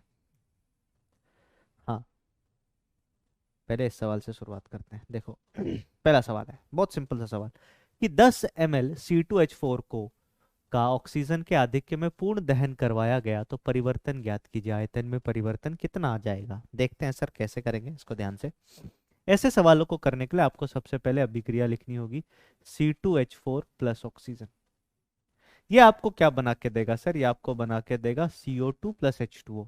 अब अभिक्रिया संतुलित नहीं है तो सबसे पहले संतुलित करेंगे, यहाँ 2 लगाया और यहाँ 2 लगाया। देखो अभिक्रिया में कार्बन हाइड्रोजन संतुलित हो गए, ऑक्सीजन 2 दूनी 4 2 6 है, यहाँ 3 लगा देंगे, पूरी अभिक्रिया संतुलित हो गई। अब मैं आपको कॉन्सेप्ट सिखा रहा हूं सर कि आयतन का परिवर्तन कैसे निकालते हैं, क्योंकि आयतन के परिवर्तन से डायरेक्ट, मतलब एकदम ऐसे डायरेक्ट सवाल आता है, आयतन के परिवर्तन से एकदम डायरेक्ट सवाल आ जाता है। कैसे, देखो अब मैंने बोला इनिशियल, V इनिशियल शुरुआती आयतन जब कोई अभिक्रिया नहीं हुई थी, तो इसका कितना ml था सर, 10 ml था। O2 कितना ml था सर, मुझे नहीं पता O2 कितना था। अरे आधिक्य में था, पर अभिक्रिया करेगा तो आयतन तो उसका भी कम होगा ना। तो अपने मर्जी से मान लो तुम्हारे फेवरेट पर्सन का जो भी नाम है, ABCDEFGIJHKLMNOP, कुछ भी नाम हो, तो मैं मान लेता हूँ ये Q मोल था सर, ये Q लीटर था, Q मिलीलीटर था। मेरे फेवरेट का नाम Q नहीं है, ऐसा नाम इसलिए लिया कि तुम अपने हिसाब से ले लो भैया, Q से तो कुछ होता नहीं है नॉर्मली। ये शुरू में 0, ये शुरू में 0, अभिक्रिया होगी तो हमें पता है सर, हमें पता है, छुटका सा लिख लो यहाँ पे, हमें पता है ई वाला सीमांत अभिकारक होगा क्योंकि बाकी को तो आधिक्य में लिया है। ई वाला सीमांत अभिकारक होगा, बाकी को तो आधिक्य में लिया है। बोलो बात समझ में आई, हाँ या ना? बोलो बात समझ में आई, यस और नो? Yes sir. तो अब फाइनल आयतन जो होगा वी फाइनल, वो कितना हो जाएगा सर? आप बोलोगे ये तो 0 हो गया सर, ये कितना हो जाएगा? तो आप देखो 1 ml से 3 ml रिएक्ट करता है, तो 10 ml से इसका कितना ml रिएक्ट करेगा? 30 ml, मतलब इसके आयतन में भी 30 ml की कमी आएगी। तो इसका आयतन हो जाएगा Q माइनस 30 ml। ये Q माइनस 30 समझना बहुत जरूरी है। अबे बहुत सारा है आयतन, फिर भी कम हुआ ना यार, 30 ml कम होना है। उसके बाद CO2 की बात करें, CO2 कितना बनेगा सर? तो 1 से 2 बनता है, 10 से इसका आयतन बना 20 ml। बोलो चमका नहीं चमका? हाँ सर। पानी कितना बनेगा सर? पानी को मत बनाना, रीजन क्या है? टेम्परेचर नहीं दिया हुआ है, और टेम्परेचर नहीं दिया हुआ है तो पानी जो है वो लिक्विड है। लिक्विड में रस समीकरण मिति नहीं लगाते, वॉल्यूम नगण्य मानते हैं। ये हमने पॉइंट पढ़ रखा है पहले ही। तो अब इसको देख के आप बोलोगे सर मेरे पास जो इनिशियल आयतन था टोटल वो कितना था? Q plus 10 ml। बोलो हाँ या ना? मेरे पास सर जो फाइनल आयतन है वो कितना है सर? आप बोलोगे फाइनल आयतन मेरे पास है Q माइनस 30 और प्लस 20, तो बोले तो Q minus 10 millilitre. Okay sir, दो आयतन आ गया, एक तो V इनिशियल जो कि Q प्लस 10 है, एक V फाइनल जो कि Q माइनस 10 है। इसका मतलब आयतन में कुछ ना कुछ तो परिवर्तन हुआ है सर, आयतन में कुछ ना कुछ परिवर्तन तो हुआ है। यहाँ पे परिवर्तन निकालने के लिए आप क्या करोगे? यहाँ पे परिवर्तन निकालने के लिए एक नियम मैं आपको बता रहा हूँ, उसको फॉलो करना। परिवर्तन निकालने के लिए आप निकालोगे डेल्टा V। क्या निकालोगे सर? आप निकालोगे डेल्टा V। बोलो हाँ या ना? डेल्टा V निकालने के बाद आप डेल्टा V को लिखोगे V final minus V initial. अब आप दोनों कर सकते हो सर यहाँ पे, पर साइन से बातें फर्क पड़ जाएगी। मैं इसी का पालन करूंगा, मैं फाइनल में से इनिशियल को घटाऊंगा। तो V फाइनल कितना था सर? तो आप बोलोगे V फाइनल सा था sir Q minus 10। V initial कितना था सर? तो इसको माइनस कर दिया Q प्लस 10। बोलो हाँ या ना?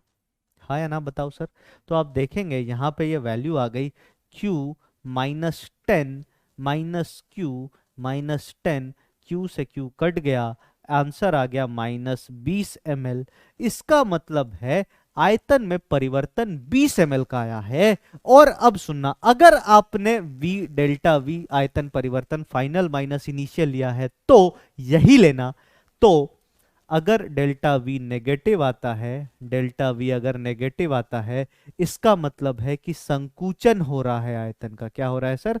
संकुचन हो रहा है।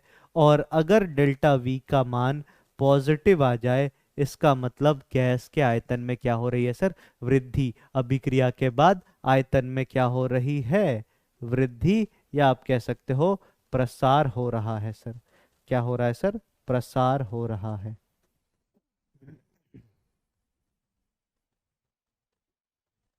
वृद्धि कह लो या प्रसार कह लो यार, वृद्धि थोड़ा, प्रसार, आयतन में प्रसार हो रहा है। इस सवाल में फिर से बोलता हूं क्या किया? रस समीकरण मिति लगाई आयतन पे, पानी के बारे में कुछ दिया नहीं था तो पानी को लिक्विड अवस्था में मान के इग्नोर कर दिया, जो सीमांत अभिकारक थे उसको 0 कर दिया, और जो आधिक्य में था उसका कुछ मोल लेना सर। अगर नहीं लेते ना तुम, अगर नहीं लेते ना तो देखो 10 से 20 बना देते, और तुम बोलते प्रसार प्रसार प्रसार, और तुम्हारे जीवन का प्रसार हो जाता। आगे आते हैं सर अगले सवाल पे। अगला सवाल ये 10 लीटर N2 तथा 40 लीटर H2 से अमोनिया बना तो आयतन परिवर्तन ज्ञात करें। देख लेते हैं सर क्या होगा, फटाफट देखते हैं। अब इसको तेजी में करते हैं एकदम 4G के स्पीड से। सर N2 प्लस H2 हमें क्या बना के देता है, या N2 प्लस 3H2 हमें क्या बना के देता है? तो आप बोलेंगे ये हमें 2NH3 बना के देता है सर। वाह वाह। इसका आयतन कितना था सर? 10 लीटर। इसका आयतन कितना था सर? 40 लीटर। ये कितना बनेगा नहीं पता, पर देख के पता लग गया ई वाला है सीमांत अभिकारक, ये है V इनिशियल। V फाइनल की बात करें, अच्छा याद रखना यहाँ पे मैं V अभिकारक और उत्पाद नहीं लिख रहा। V इनिशियल मतलब सभी आयतन को जोड़ेंगे जो कि पहले प्रेजेंट था। V फाइनल का मतलब है सभी आयतन को जोड़ेंगे जो कि बाद में प्रेजेंट था। तो V फाइनल ये सीमांत अभिकारक है, 0 हो जाएगा। इसके 10 ml से इसका 30 ml क्रिया कर जाएगा तो मिला जुला के ये बच जाएगा 10 ml। और सीमांत अभिकारक, अच्छा 10 ml तो नहीं, लीटर में खेल रहे हैं ना यहाँ पे, तो 10 लीटर। और ये सीमांत अभिकारक है तो इसके हिसाब से, इसके 10 लीटर के हिसाब से ये कितना बनेगा सर, 20 लीटर बनेगा। तो आप बोलोगे ठीक है सर, वी फाइनल जो है मेरा वो कितना आ गया, 30 लीटर। दोनों को जोड़ेंगे सर, यहाँ पे उत्पाद अभिकारक को अलग अलग नहीं करते। वी इनिशियल मेरा कितना था, 50 ml, या सॉरी ml नहीं सर, लीटर। डेल्टा वी कितना होगा, तो डेल्टा वी आपने निकाला तो आप बोलोगे सर, एसएम सर ने सिखाया, V final minus V initial. V final का मान है 30, वी इनिशियल का मान है 50। दोनों को सॉल्व किया तो ये माइनस का 20 लीटर आया। मतलब आयतन में जो परिवर्तन है वो 20 लीटर का संकुचन होगा। क्या होगा सर, 20 लीटर का संकुचन होगा। बोलो चमका या नहीं चमका। हाँ सर, सिंपल था, चमक गया ये वाला। अरे हाँ ना बोल भाई, अरे हाँ ना बोल भाई, हाँ ना बोल भाई। अभी आगे भी आएंगे सर, अच्छे अच्छे तगड़े तगड़े जोरदार जोरदार सवाल करेंगे। चलो इस सवाल को करते हैं। अब ये दूसरे टाइप का सवाल है सर। ये जो सवाल है, ये जो सवाल है, ये पता है किसका है, ये प्रतिशत मिश्रण ज्ञात करने का सवाल है सर। किसका सवाल है सर, प्रतिशत मिश्रण ज्ञात करने का। कैसे देखते हैं, कह रहा है कि 40 ml O2 और O3 के मिश्रण को अल्कलाइन पायरागलोल से, पायरोगलोल होगा, पायरो पायरोगलोल से गुजारने पर आयतन 40% हो जाता है। अच्छा, आयतन 40% हो जाता है, इसका मतलब कुछ नहीं सर, जब भी ऐसे कभी सवाल दिया हो ना तो 40 ml आयतन है, देख लेंगे। ठीक है सर, आगे बात करेंगे। हो जाता है, जब 40 ml के इस मिश्रण को पुनः गर्म किया जाता है तब आयतन में संकुचन आता है। मिश्रण का अंतिम आयतन ज्ञात कीजिए। अच्छा, अंतिम आयतन भी ज्ञात करना है, तो पहले क्या करो, पहले करो कि मेरे पास O2 था और O3 था, इन दोनों को मिला के मेरे पास 40 मिलीलीटर थे। बोलो हाँ या ना। आप बोलोगे हाँ सर। मिश्रण को अल्कलाइन पायरागलोल से गुजारने के बाद अब अल्कलाइन पायरागलोल किसको पी जाता है सर, अल्कलाइन पायरागलोल किसका प्यासा है, तो आप बोलोगे सर अल्कलाइन पायरागलोल, अल्कलाइन पायरागलोल ऑक्सीजन का प्यासा है। हाँ या ना। हाँ सर, अल्कलाइन पायरागलोल ऑक्सीजन का प्यासा है। तो ऑक्सीजन का प्यासा होने का मतलब जो आयतन में कमी आई वो किसके कारण आई होगी सर, ऑक्सीजन के कारण। तो आपको यहां से पता लग गया, इस लाइन को पढ़ते ही पता लग गया कि 40% ऑफ 40 ml ये ऑक्सीजन का आयतन है और 40% ऑफ 40 मेरे हिसाब से 16 मिलीलीटर आएगा।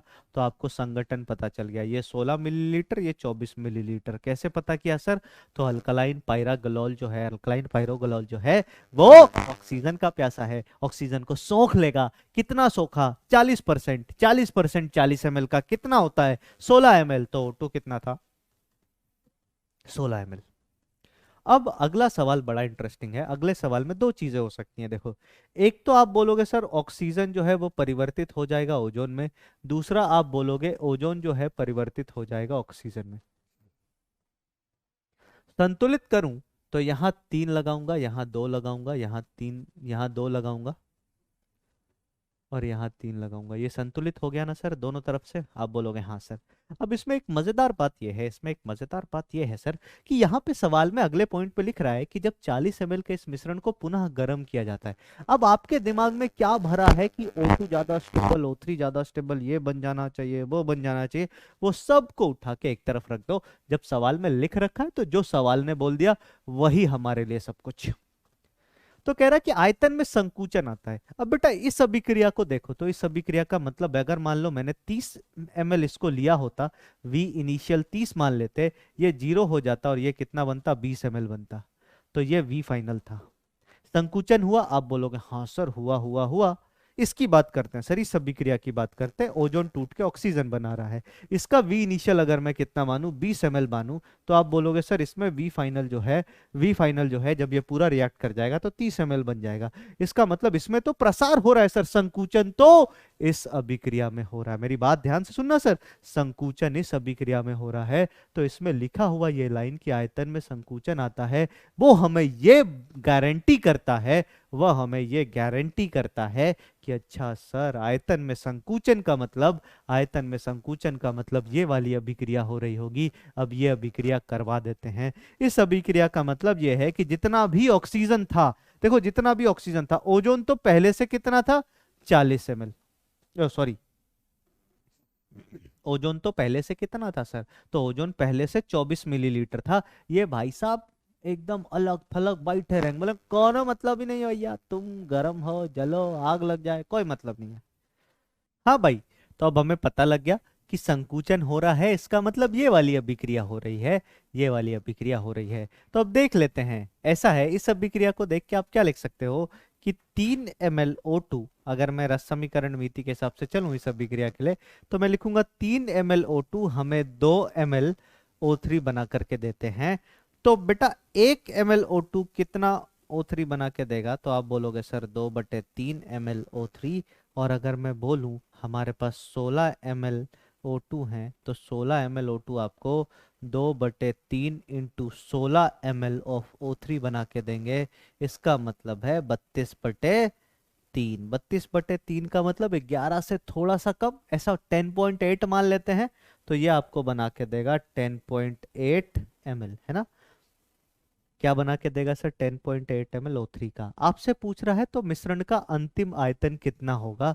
तो अंतिम आयतन अगर मेरे को बताना है, अंतिम आयतन अगर मेरे को बताना है, तो मैं बोलूंगा सर 24 ml तो इसका पहले से था, इसमें हमने 10.8 जोड़ दिया, ये टोटल आ जाएगा 34.8 मिलीलीटर। तो इसका आंसर हो जाएगा 34.8 मिलीलीटर। बात समझ में आई क्या? बात समझ में आई क्या? ध्यान रखने वाली बात थी यहाँ पे, अच्छा सवाल यह था कि आयतन का संकुचन आता है। संकुचन आने का मतलब ये अभिक्रिया करवाना, ना कि ये अभिक्रिया, इसमें आयतन प्रसारित हो जाएगा सर। आगे आते हैं, एक ये ले लेते हैं, 20 ml हाइड्रोकार्बन पूर्ण दहन पर इतना mlO2 का प्रयोग करता है। हाँ, ये सही सवाल है। ये सवाल जो है वो अणुसूत्र ज्ञात करने का है। HC का मतलब हाइड्रोकार्बन। मैंने बोला ना अणुसूत्र ज्ञात करने के सवाल आते हैं, तो ये अणुसूत्र ज्ञात करने का सवाल है और ये बढ़िया सवाल है, बेहतरीन सवाल है। ये क्या कह रहा है? 20 ml एक हाइड्रोकार्बन, हाइड्रोकार्बन है तो मैंने कार्बन को X मान लिया, हाइड्रोजन को Y मान लिया। इसकी अभिक्रिया करा दी ऑक्सीजन के साथ। ऑक्सीजन के साथ अभिक्रिया कराने पर इसने हमें बना करके दिया CO2 और साथ में H2O। संतुलन करेंगे तो यहाँ पे X आ जाएगा, यहाँ पे Y/2 आ जाएगा, यहाँ पे कितना आ जाएगा सर? X + Y/4। सिंपल है, बहुत सिंपल है सर, बहुत ही सिंपल सा सवाल है।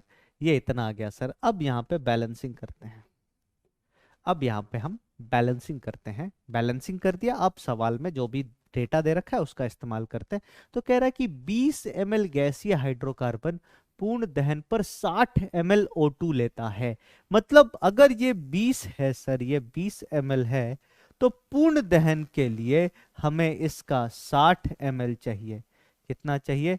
60 ml चाहिए। अच्छा, मैं एक चीज कह सकता हूं क्या? अगर पूर्ण दहन कराने के लिए 60 ml चाहिए, तो इसका मतलब मैं ऐसा लिख सकता हूं, देखो, आयतन ऑफ दिस बटे आयतन ऑफ दिस जो है, ये इनके रस समीकरण मीतीय, रस समीकरण मिति का अनुपात भी होना चाहिए। मतलब इसका 1 से इतना बनता है सर, तो 20 से कितना बनना चाहिए?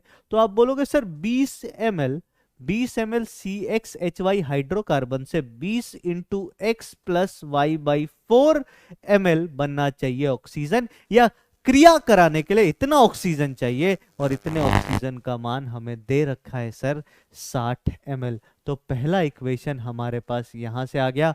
ये कौन सा इक्वेशन लिखा है एक बार फिर से समझाता हूं सर। रस समीकरण नीति के हिसाब से 1 ml ऑक्सीजन इतना ml, सॉरी 1 ml हाइड्रोकार्बन इतने ml ऑक्सीजन मांगता है। तो 20 ml हाइड्रोकार्बन हमसे 20 into X + Y/4 ml oxygen मानेगा, और ऑक्सीजन टोटल लगा कितना? 60। ये हमें दे रखा है, यहाँ पे एक इक्वेशन लिख दिया। इसको थोड़ा सा सॉल्व करेंगे तो ये 3 बार में कट जाएगा। तो इक्वेशन नंबर 1 मेरे पास आ गया, X + Y/4 = 3। इसको मैंने इक्वेशन 1 लिख दिया और थोड़ा सा मुस्कुरा दिया कि अच्छा आधा काम तो हो गया। अरे 2 वेरिएबल है तो 2 इक्वेशन चाहिए। अब आगे बढ़ते हैं। फिर कह रहा है कि जब विलयन को KOH से गुजारा जाता है तो आयतन में इतना ml का कमी आ जाता है। इसका मतलब है सर CO2 का आयतन कितना हो जाएगा? तो आप बोलेंगे सर CO2 का आयतन 40 ml है। CO2 का आयतन 40 ml है सर। किसका आयतन? CO2 का आयतन 40 ml है। अच्छा, अब देखो फिर वहां से यहां आ जाओ सर। इसके 1 ml से CO2 x ml बनेगा, तो 20 ml से कितना बनेगा? 20x। तो ये बराबर किसके होना चाहिए? 20x के। यहां से सॉल्व किया तो x कितना आया? 2 आया। कैसे सॉल्व किया फिर से बताता हूं सर। रस समीकरण नीति के हिसाब से मुझे पता है 1 ml CxHy जो है वो x ml CO2 बनाता है। तो सर 20 ml CHXY कितना बनाएगा? 20x ml 20x ml CO2 बनाएगा। लेकिन हमारे पास तो सर CO2 जो है वो दे रखा है 40 ml बना है। तो 20x का मान 40 है, तो x का मान 2, x का मान 2 चिपका दो यहाँ पे। तो 2 चिपकाया, 2 प्लस y/4 बराबर 3। सॉल्व किया तो y कितना आ गया? 1 इंटू 4 तो कि 4। तो अपना आंसर आ गया C2H4। बोलो बात समझ में आई कि नहीं?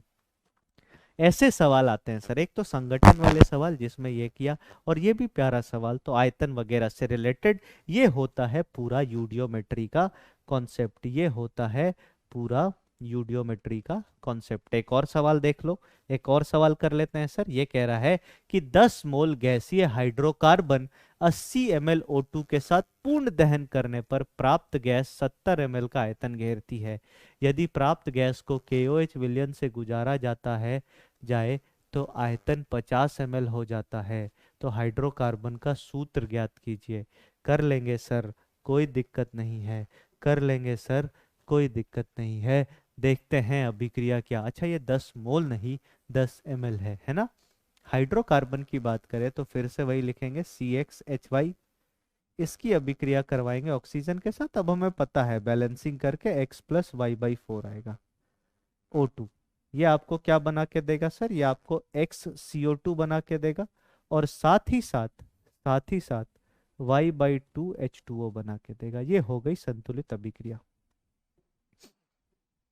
अब इसमें जो भी टर्म्स दिया है उसको लिख देते हैं। सबसे पहले हमारे पास ये कितना है सर? 10 मोल गैस है।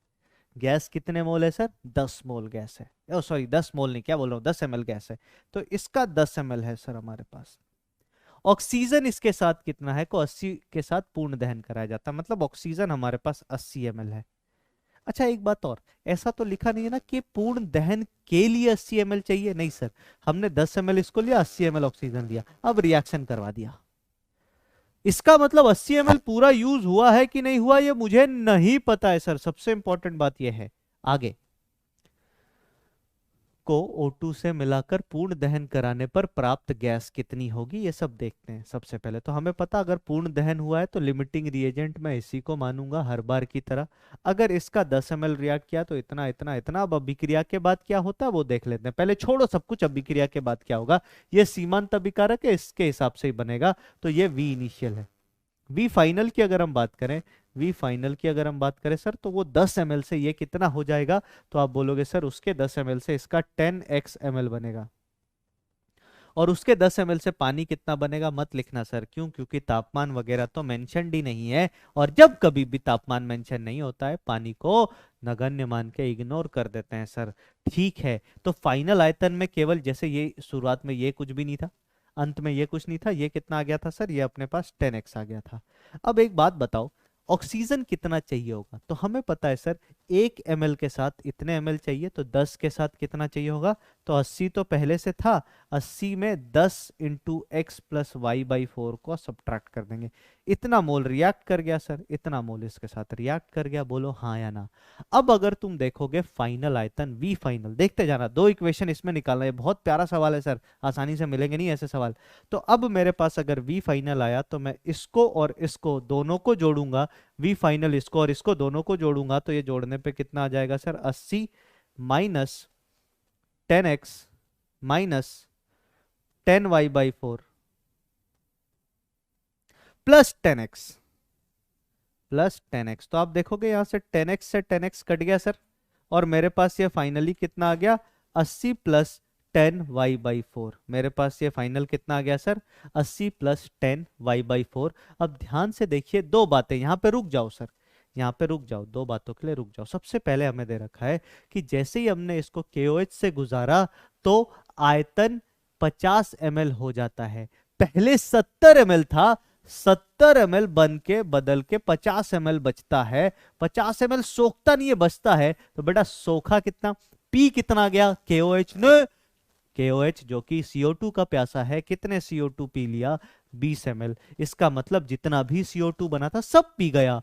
तो 10x का मान 20 है, पहले तो ये देख लो, 10x का मान 20 ml है, तो x का मान कितना हो गया, 2। पहला सवाल यही हल हो गया सर। x का मान कितना हो गया, 2। x का मान आ गया यहाँ पे 2, x बराबर लिख दो साइड में 2। अब मुझे पता है सर ये बचा हुआ आयतन यही होगा सर। बचा हुआ आयतन कितना बच जाता है, 50 ml। तो आप ऐसे लिख दो 80 माइनस 10x, x का मान 2, 10 इंटू 2 और प्लस ऐसे कर दो, अच्छा पूरा ही मल्टीप्लाई कर देते हैं। ये आया 80 minus 10 into 2 minus 10 into Y by 4। ये किसके बराबर आ जाएगा, तो बोलोगे 50 के बराबर सर। इसको इससे सब्ट्रैक्ट कर दिया, ध्यान से देखिएगा सर, इसको इससे सब्ट्रैक्ट कर दिया तो ये बचा 60। ठीक है, अब इस 50 को इधर लेके जाएंगे, इस वाले टर्म को इधर लेके आएंगे, तो मैं क्या लिखूंगा, 60 माइनस 50, 60 माइनस 50 जो है वो किसके बराबर हो जाएगा सर, 10y/4 के। आगे सॉल्व करते हैं, ये खुद ही 10 है सर, तो मैं लिखूंगा 10 बराबर 10y/4 और यहां से तुम y को किसके बराबर लिखोगे, 10 से 10 कट गया, y बराबर 4 आ गया। तो यहाँ पे x बराबर 2, y बराबर 4, मतलब इसका भी आंसर आया C2H4। ऐसा ये मतलब नहीं है कि हर बार आंसर C2H4 आएगा। कुछ बच्चों का मन और खुराफाती होगा, वो बोलेंगे सर यहाँ पे भी तो हमारे पास आ गया था ना V फाइनल, इसको भी तो 70 करके निकाल सकते थे भाई। मैं बोलूंगा निकाल लो ना मेरे भाई। कैसे, इसको इधर भेजा, इसको इधर, अच्छा ये माइनस में आएगा, देखो हाँ ये माइनस में आएगा ना सर, ये माइनस इतना आएगा, माइनस 10y/4 आएगा। अरे ऐसे भी निकाल लो तो भी वही आएगा, आंसर थोड़ी बदल जाएगा। ये 10y/4 नियम सही है तो आंसर नहीं है, बदलेगा। इसको इधर भेजा, इसको इधर लिखा, तो मैंने लिखा 10y/4 जो है वो किसके बराबर, 80 माइनस 70। तो यहां से ये 10 से 10 कट गया, तो y किसके बराबर आ गया, 4 के बराबर। देख लो सर, बोलो बात समझ में आई, हाँ या ना। फिर कुछ एक सवाल जो मैं आपको होमवर्क देना चाहता हूं, एक बारी उसको देख लेते हैं। एक सवाल ये है, CO C2H4 N2 गैस के 20 ml मिश्रण को ऑक्सीजन के आधिक्य में दहन कराने पर 13 ml आयतन का। वेरी गुड क्वेश्चन सर, बहुत मजेदार क्वेश्चन। मैंने आपको 2-3 टफ सवाल कराए, ये भी प्यारा सवाल है। इसको मैं चाहता हूँ घर पे, संडे भी आएगा है ना, संडे तो नहीं मंडे की क्लास है ये, हाँ मंडे भी होगा सर, मंडे को ट्राई करना है इसको, फिर हम डिस्कस करेंगे इसको अगली क्लास में। ये पेज पे और भैया ई का ये क्या है सर, एक रेलगाड़ी और नीचे PYQ एक्सप्रेस। जैसा कि SM सर ने वादा किया था, आपके कमेंट आए थे, जैसा मैंने वादा किया था, जैसा आपके कमेंट आए थे कि सर हमें PYQ के सेशंस कराओ, तो मैंने सोचा कि आज के लेक्चर में अपन 5 सवाल कवर करते हैं, कम से कम 5 सवाल अपन कवर करेंगे। PYQ और कुछ नहीं सर। PYQ एक्सप्रेस में आपके लिए कुछ नियम कानून, PYQ एक्सप्रेस में आपके लिए कुछ नियम कानून। पहले इसका नाम PYQ एक्सप्रेस क्यों रखा सर, तो इसका नाम PYQ एक्सप्रेस इसलिए रखा कि मैं चाहता हूं कि आपकी गाड़ी भी, आपके जीवन भी की गाड़ी भी बुलेट ट्रेन की रफ्तार से दौड़े सर। इसी की रफ्तार से आप भी तरक्की करो, खूब मजे करो, खूब मस्ती करो, खूब स्वस्थ रहो। तो कुछ नियम कानून सर इन 5 सवाल को करने का। सबसे पहला नियम 1, अगर आप कोई सवाल के आगे या तो JA देखें या JEE एडवांस देखें, समझ गए ना, JA का मतलब JEE एडवांस, या फिर IT JEE देखें, तो ऐसे सवालों को करने के लिए आप अपने आप से क्या करेंगे, स्क्रीन को पॉज करेंगे 3 मिनट के लिए। कितने मिनट के लिए, 3 मिनट के लिए, मतलब 3 मिनट का टाइमर है सवाल करने के लिए, कौन सा, जो JEE एडवांस में आ चुका है। अगर यही सवाल JEE मेंस में आ रखा हो या AIEEE में आ रखा हो, दोनों एक ही पेपर है सर। यही सवाल अगर JEE मेंस में आ रखा हो या AIEEE में आ रखा हो, तो इसके लिए आपको समय मिलता है 2 मिनट। ये ईमानदारी से आप खुद समय लें, ये समय आप खुद ईमानदारी से लें और खुद सॉल्व करने की कोशिश करें सर। तो ये आपको पूरा टाइम मिला, ये आपको पूरा टाइम मिला सर। बोलो हाँ या ना। Yes sir. आगे बढ़ते हैं सर, चलिए पहला सवाल आपके कंप्यूटर स्क्रीन पे पूरे 3 मिनट के लिए, मुझे लगता है 30 सेकंड का भी सवाल नहीं है। सवाल पढ़ो, जेई 2003 में आया। अच्छा देखो मजे, मतलब जेई तो उस टाइम पे नहीं था, आईटी जेई था उस टाइम पे। आईटी की परीक्षा अलग होती थी पहले का, मतलब 2012 तक का सीन क्या था पता है आपको? 2012 तक का सीन क्या था, 2012 तक में क्या होता था कि आपने बोर्ड एग्जाम खत्म किया, BOARD, बोर्ड एग्जाम आपने खत्म किया। कब तक खत्म करते थे नॉर्मली लोग बोर्ड एग्जाम? तो मार्च में बोर्ड एग्जाम खत्म किया। मार्च के बाद अगर मैं बात करूं तो अप्रैल में एक परीक्षा होती थी जिसका नाम था IIT JE, Indian Institute of Technology joint entrance exam. तो ये केवल IITs के लिए होती थी सर, केवल इसमें कॉलेजेस जो थे वो IITs थे। फिर ISM धनबाद था, उस टाइम पे ISM धनबाद IIT नहीं हुआ था, और IIT BHU IIT हो चुका था, तो वो भी जुड़ गया था इसमें। वो तो पहले से जुड़ा हुआ था पर उसका भी नाम IIT हो चुका था। फिर इसके बाद एक परीक्षा होती थी मई में जाके, मई के महीने पे जाके एक परीक्षा होती थी जिसका नाम था AIEEE, all India engineering entrance examination. AIEEE आज के डेट का मेंस है सर, जो आपका मई महीने में होता था। एडवांस मान के चलो 8 से 15 अप्रैल तक हो जाता था। सोचो उस टाइम पे एडवांस पहले हो जाता था सर। तो जिन बच्चों का एडवांस मस्त जाता था वो तो चैन मौज, मतलब ऐस मौज करते थे। वो तो क्या करते थे सर, ऐस और मौज करते थे। और मेरे को याद है, मेरे एक सीनियर थे, शायद सीनियर थे या मेरा एक जानकार था, उसके एक बार है ना 210 नंबर आ रहे थे एडवांस में। मैं बता रहा हूँ, सुनना मेरी बात ध्यान से, उसके 210 नंबर आ रहे थे एडवांस में। और कट ऑफ उस साल पता एडवांस की कितनी गई थी? 219 नंबर यार, 219 नंबर। सोचो कट ऑफ 219 नंबर गई थी उस पर। उसके बाद से कट ऑफ तो बहुत गिरा दिया, पर उस बार कट ऑफ 219 नंबर गई थी। 210 नंबर एडवांस में लाना कितना भी इजी पेपर हो सर। जैसे इस बार का एडवांस आपको पता कैसा आया? इस बार का एडवांस ऐसा था सर, मल्टीपल करेक्ट में +4 -2। सोचो मल्टीपल करेक्ट में -2 का मतलब है, तुम सोच लो जितने मल्टीपल करेक्ट के सवाल है ना, कट ऑफ उतना कम कर लो सर। कट ऑफ उतना हटा दो, उस क्वेश्चन को हटा दो, एकदम सीन से ही हटा दो। उतने का पेपर नहीं है ऐसा मानो। पता है क्यों? क्योंकि नॉर्मल बच्चे इसमें गलती करेंगे और -2 खाएंगे सर। -1 तो समझ में भी आता है, 4 में -1 मतलब 25%, 4 में -2 का मतलब 50%। सोचो तुमने 10 सवाल ऐसे किए और 10 सवाल ऐसे कर दिए, 20 नंबर आए सर। 10 सवाल करने के बाद भी 20 नंबर आए, तो बड़ा ही मुश्किल फेरा होता है इसमें। चलो आगे आते हैं, सवाल देखते हैं सर। सबसे पहला सवाल आपके कंप्यूटर स्क्रीन पे, आपने इसको सॉल्व कर लिया होगा।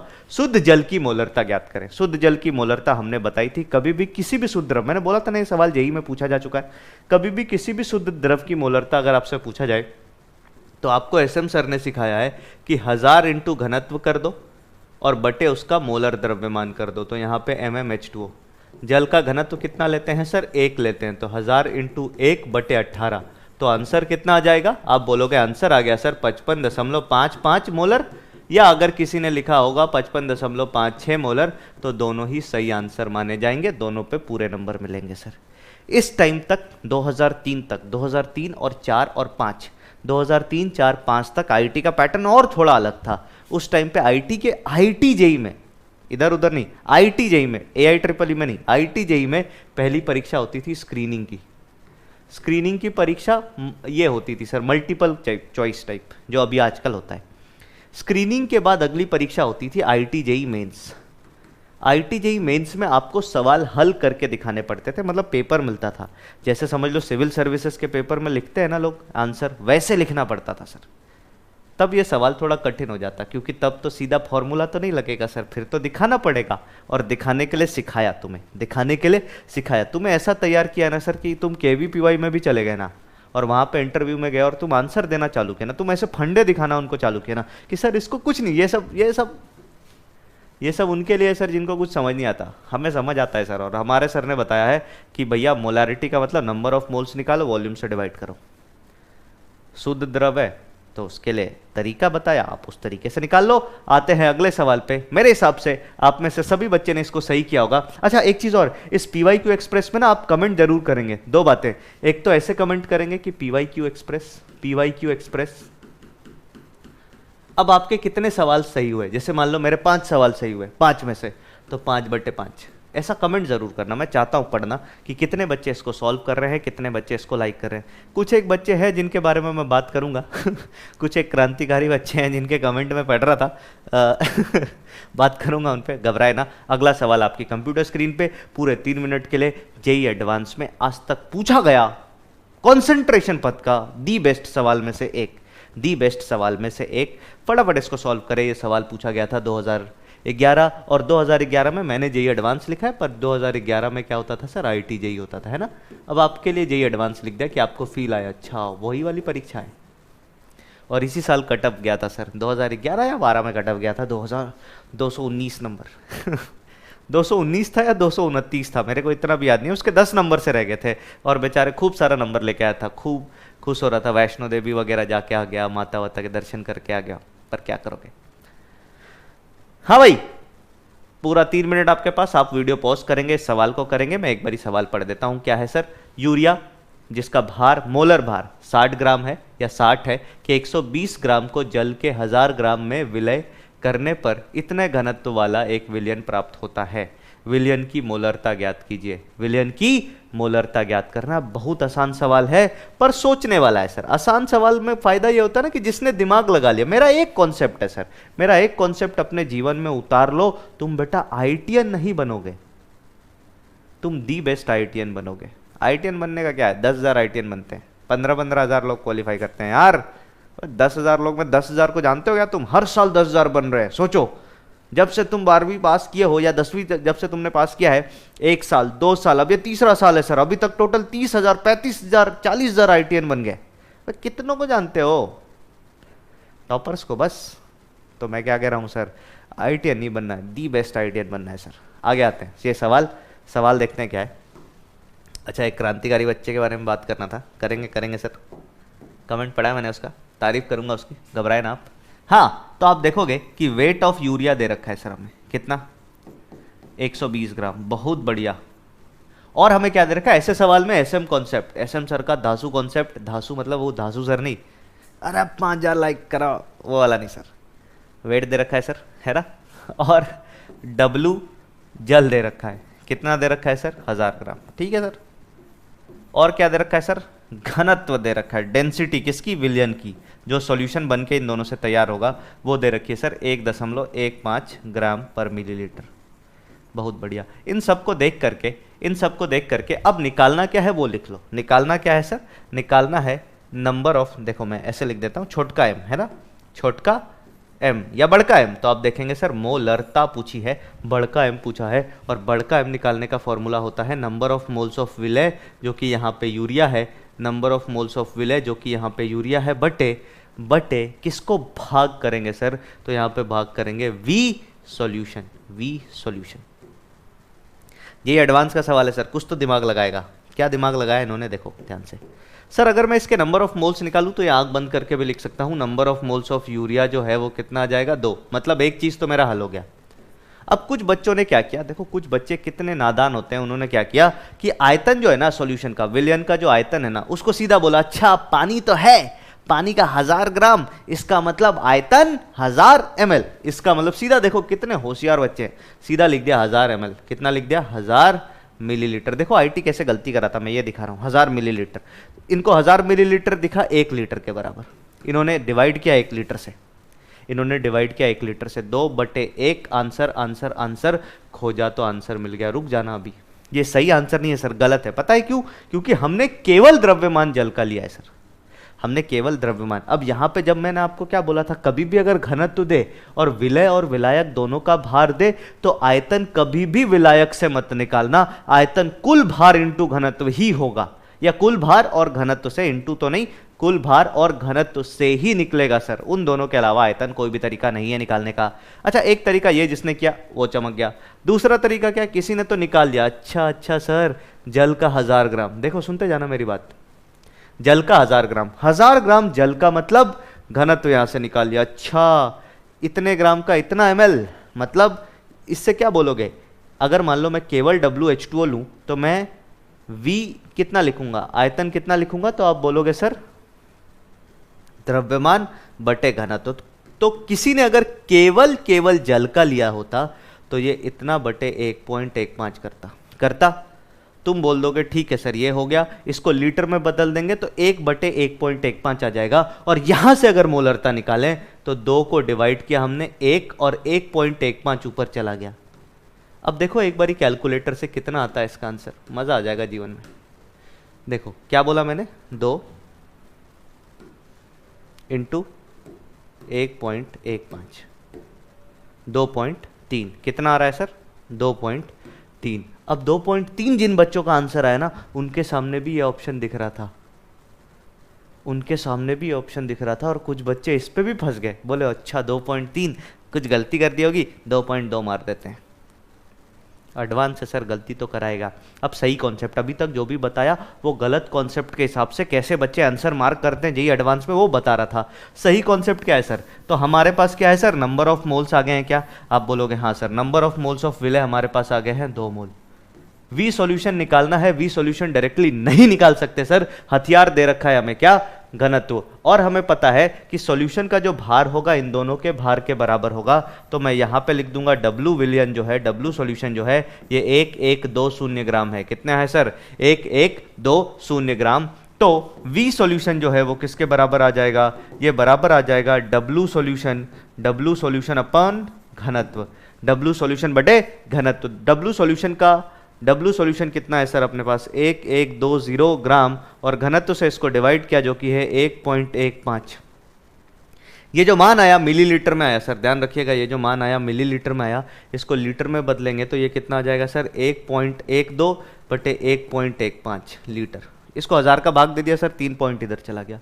बट कुछ बच्चे ऐसे परेशान होते कि अरे सर एकदम डायरेक्ट कर देते हैं, डायरेक्ट आंसर लिख देता। अब कहाँ डायरेक्ट आंसर लिख रहा हूं, तुम्हारे दिमाग के तार जोड़ने की कोशिश कर रहा हूं सर। और कोई चीज़ जब सच में फ़ायदा देने वाली होती है ना तो कड़वी तो लगती है सर। कोई चीज़ अगर फ़ायदा देने वाली होगी तो कड़वी तो लगेगी सर। आगे आते हैं, हाँ इसकी बात कर लेते हैं सर। आयतन इतना, नंबर ऑफ मोल्स 2 मोल, तो मोलरता कितनी हो जाएगी। अब देखो कैलकुलेट करने की भी ज़रूरत नहीं है, आईटी इतना प्यारा प्यारा ऑप्शन देता है। तो मोलरता आप बोलोगे 2 मोल बटे 1.12 और ऊपर चला जाएगा 1.15, हाँ या ना, हाँ सर। ये कट जाएगा सर, ये थोड़ा सा 1 से थोड़ा बहुत सा ज़्यादा आएगा, और थोड़ा बहुत सा ज़्यादा आएगा तो आंसर भी 1 से थोड़ा सा ज़्यादा आएगा, तो सी हमारा सही आंसर हो गया। अच्छा सवाल है, बढ़िया सवाल है। अगले सवाल पे चलते हैं सर। नेक्स्ट सवाल आपकी कंप्यूटर स्क्रीन पे ये रहा, तीसरा सवाल और भी बेहतरीन सवाल है। मतलब बेहतरीन इन द सेंस ऐसे ही सवाल आते हैं सर, इससे कठिन सवाल आते नहीं है।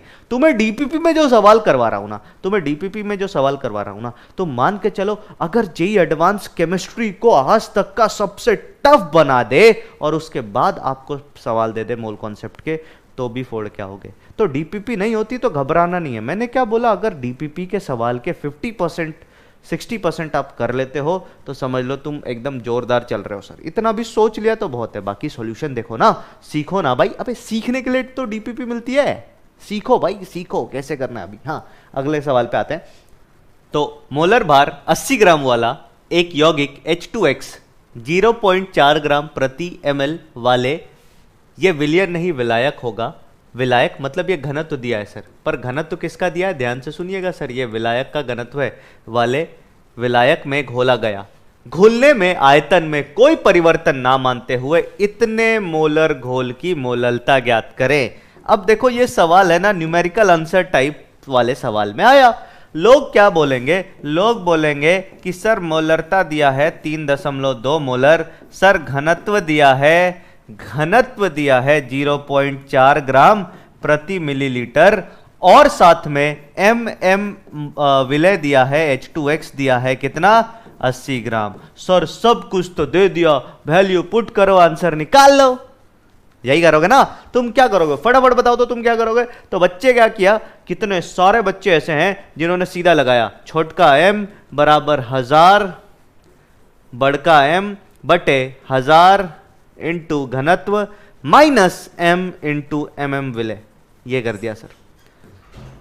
और हमारे स्टूडेंट इसको देख के मुस्कुराए, बोले अच्छा बेटा धोखा, हमसे धोखा, जिसका कॉन्सेप्ट स्ट्रांग है उससे धोखा। बेटा ये घनत्व विलयन का है ही नहीं, ये घनत्व विलायक का है। तो पहली गलती आप जो करोगे वो ये करोगे ये घनत्व विलयन का है ही नहीं, ये घनत्व किसका है सर? विलायक का। यहीं पे फंस गए बच्चे, यहीं पे बच्चे फंस गए। अब हम क्या करेंगे सर? तो अब इसमें दिमाग लगाना पड़ेगा। अगर इससे निकालोगे तो करीब करीब आंसर तुम्हारा 22 के करीब आएगा।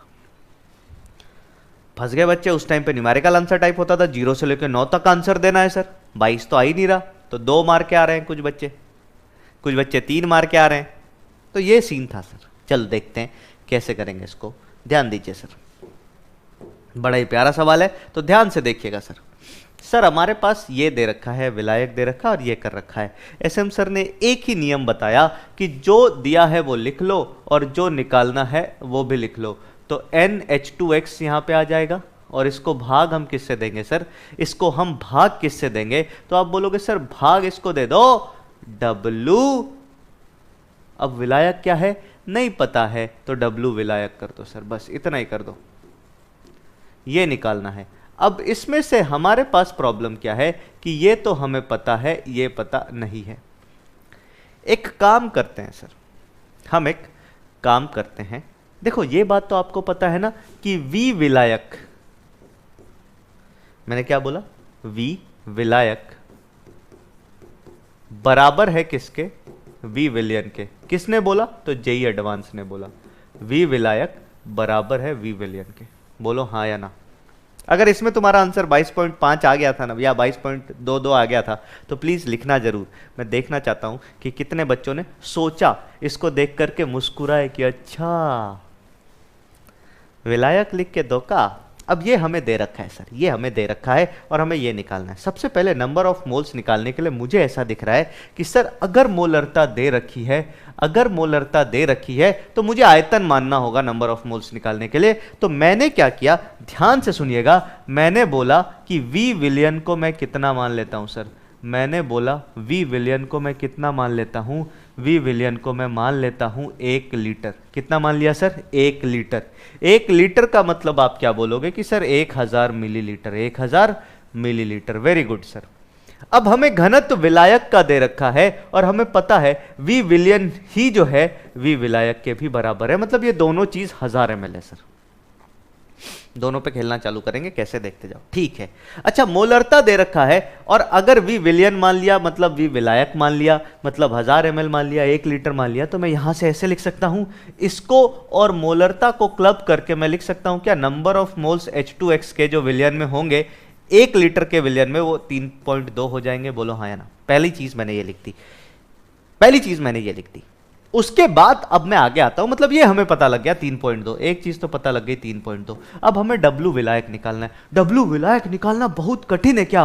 बिल्कुल नहीं सर। कैसे कठिन हो सकता है? आपको विलायक का आयतन पता है सर, आपको V विलायक पता है कितना, तो आप बोलोगे सर V विलायक, विलायक का जो आयतन है वो हमने माना है सर 1000 ml। अगर विलायक का आयतन पता है और D विलायक पता है सर, D विलायक पता है कितना? 0.4 ग्राम प्रति ml। इसका मतलब 1 ml का भार 0.4 ग्राम है। या तो तुम मल्टीप्लाई डिवाइड करके निकाल दो या तो जुगाड़ लगा लो, सिंपल। इसका मतलब क्या होता है? 1 ml का भार 0.4 ग्राम, तभी तो इतना आएगा। तो 1000 ml का भार, इसको 1000 से मल्टीप्लाई कर दो। अगर ऐसे नहीं भरोसा होता है तो डेंसिटी का फॉर्मूला लिख के निकाल लो यार। अबे ये बचपन वाली चीज है, 6ठी 7वीं के बच्चे बैठ बैठ के करते हैं। तो मैं लिखूंगा W विलायक जो है वो किसके बराबर हो जाएगा? W विलायक जो है वो बराबर हो जाएगा डेंसिटी इंटू आयतन। डेंसिटी का मान 0.4, आयतन इसका 1000, ये आ गया 400 ग्राम। बोलो हाँ या ना। तो आप बोलोगे हाँ सर। अब कुछ नहीं करना, अब छोटका m निकालना है सर। क्या निकालना है अपने को? छोटका m। और छोटका m किसके बराबर है? तो छोटका m number of moles of H2X upon W विलायक। यही था सर। बहुत प्यारा सवाल है सर। मैं आपको बताता हूं कि मेरे जानकारी में जितने भी बच्चे थे, लगभग सबने इस सवाल को गलत किया था। लगभग सबने इस सवाल को गलत किया था सर। मैं जितने को भी जानता था उस समय तक, है ना, सब ने, जिससे भी मेरी बात हुई थी, इस टाइम तो मैं मान लो कॉलेज में था, पर जिससे भी मेरी बात हुई थी सब ने बोला हाँ फंस गए भाई, गई भैंस पानी में। H2X है ना, H2X बटे W विलायक, और kg में लेंगे सर, इसको ध्यान में रखिएगा। ठीक है सर। तो number of moles of H2X कितना आ जाएगा? 3.2। और इसको भाग हम किससे देंगे, इससे। तो ये 0.4 नहीं है क्या सर, देखो ना 400 ग्राम का मतलब 0.4 kg, और आपका आंसर आ गया 8 छोटका m। अब सोचो जिस बच्चे ने ये फॉर्मूला लगाया वो 22 आंसर लेके आ रहा है, और जिस बच्चे ने वो फॉर्मूला लगाया, फॉर्मूला नहीं दिमाग लगाया सर। मैंने क्या बोला, अरे एडवांस का सवाल है, हलवा थोड़ी देगा यार। अबे एक बार पूछ दिया घनत्व तो तुमसे बार बार थोड़ी पूछेगा। तो ये बहुत प्यारा सवाल था सर, मैं फिर से एक बार इसको रिपीट करूंगा, इतना प्यारा सवाल था। सवाल ये था कि मोलर भार इतना वाला एक यौगिक H2X 0.4 ग्राम प्रति ml डेंसिटी वाले विलायक में, ये विलायक का घनत्व दे रखा है सर, घोला गया।